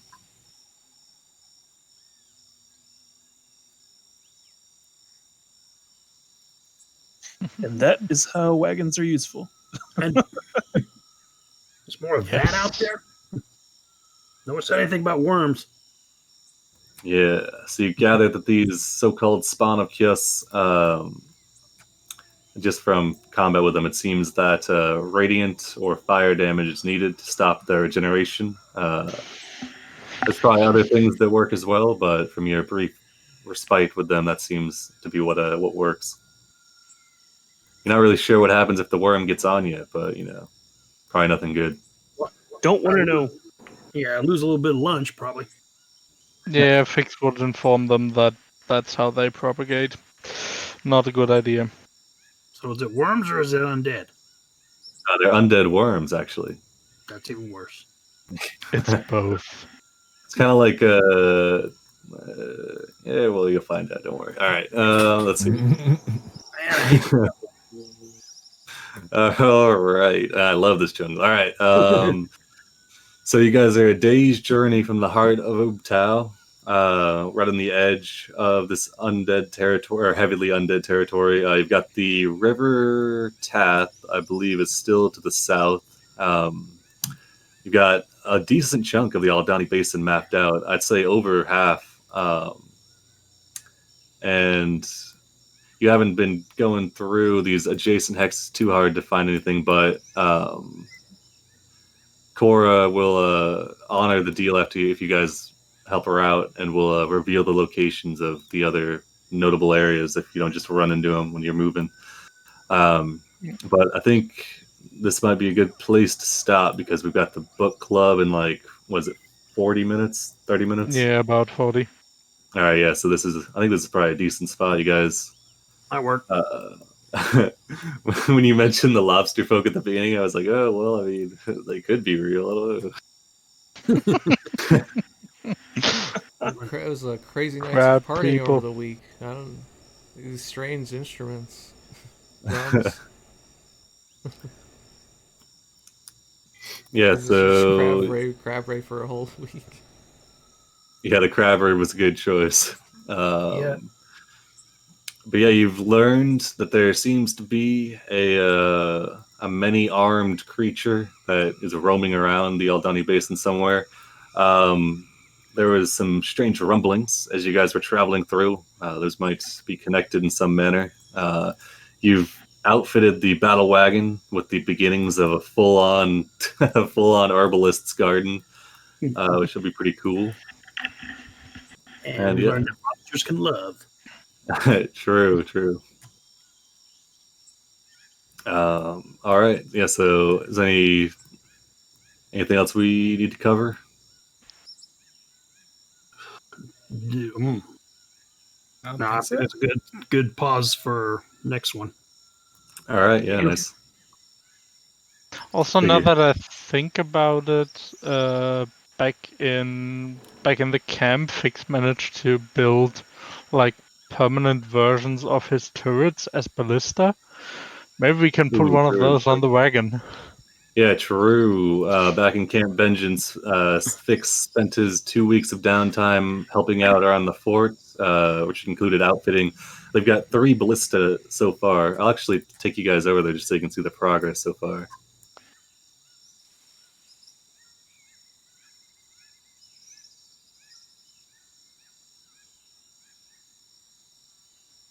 All right.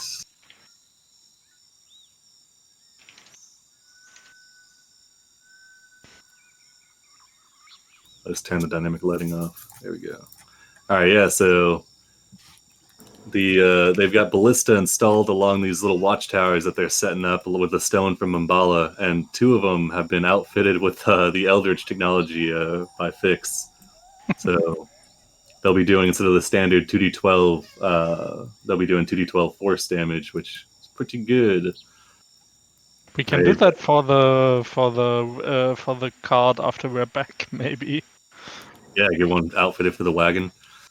So yeah, the preparations for Camp Vengeance. You guys, this is after the week of downtime in the Aldani, so another like week or so, and Camp Vengeance should be set up as a long rest point. Should be good to go for that. And then they'll just have to put in the permanent Monopoly board. True enough, yeah. That's great. I was actually just putting down the cart's huge size, 20-foot long, 16-foot wide, and 12-foot tall. Nice, nice. And it's Honestly, by gonna. the time Oh, sorry. Go ahead. I was just gonna say, by the time we're done checking out this Heart of Utau and mapping the Aldani Basin and get all the way back to Camp Vengeance, they'll probably be close to done. Yeah, exactly. Yeah. Mhm. All right, and then yeah. So Aldani Basin is well underway. You guys are gonna probably go check out the Heart of Ubtao, see what's going on with that. Maybe restore the Aldani to not lobster folk. Sure. Otherwise, we'll have to start calling the Lobstani. True, true. Do they have any bard? Any bards? It's kind of hard. It's hard to play the instruments with The only their instrument they know claws. is the only song they know is the B-52 song. Yeah. So you're saying they don't have any lobsters? Oh God. Ooh, okay. Just cut the stream. Cut the stream. We're just getting All right. All right, we're done. Thanks Yeah. to Gabriel. Yeah, no problem. Thank you, Will. Everyone have a good one. Yeah, Bye. thanks. Yeah.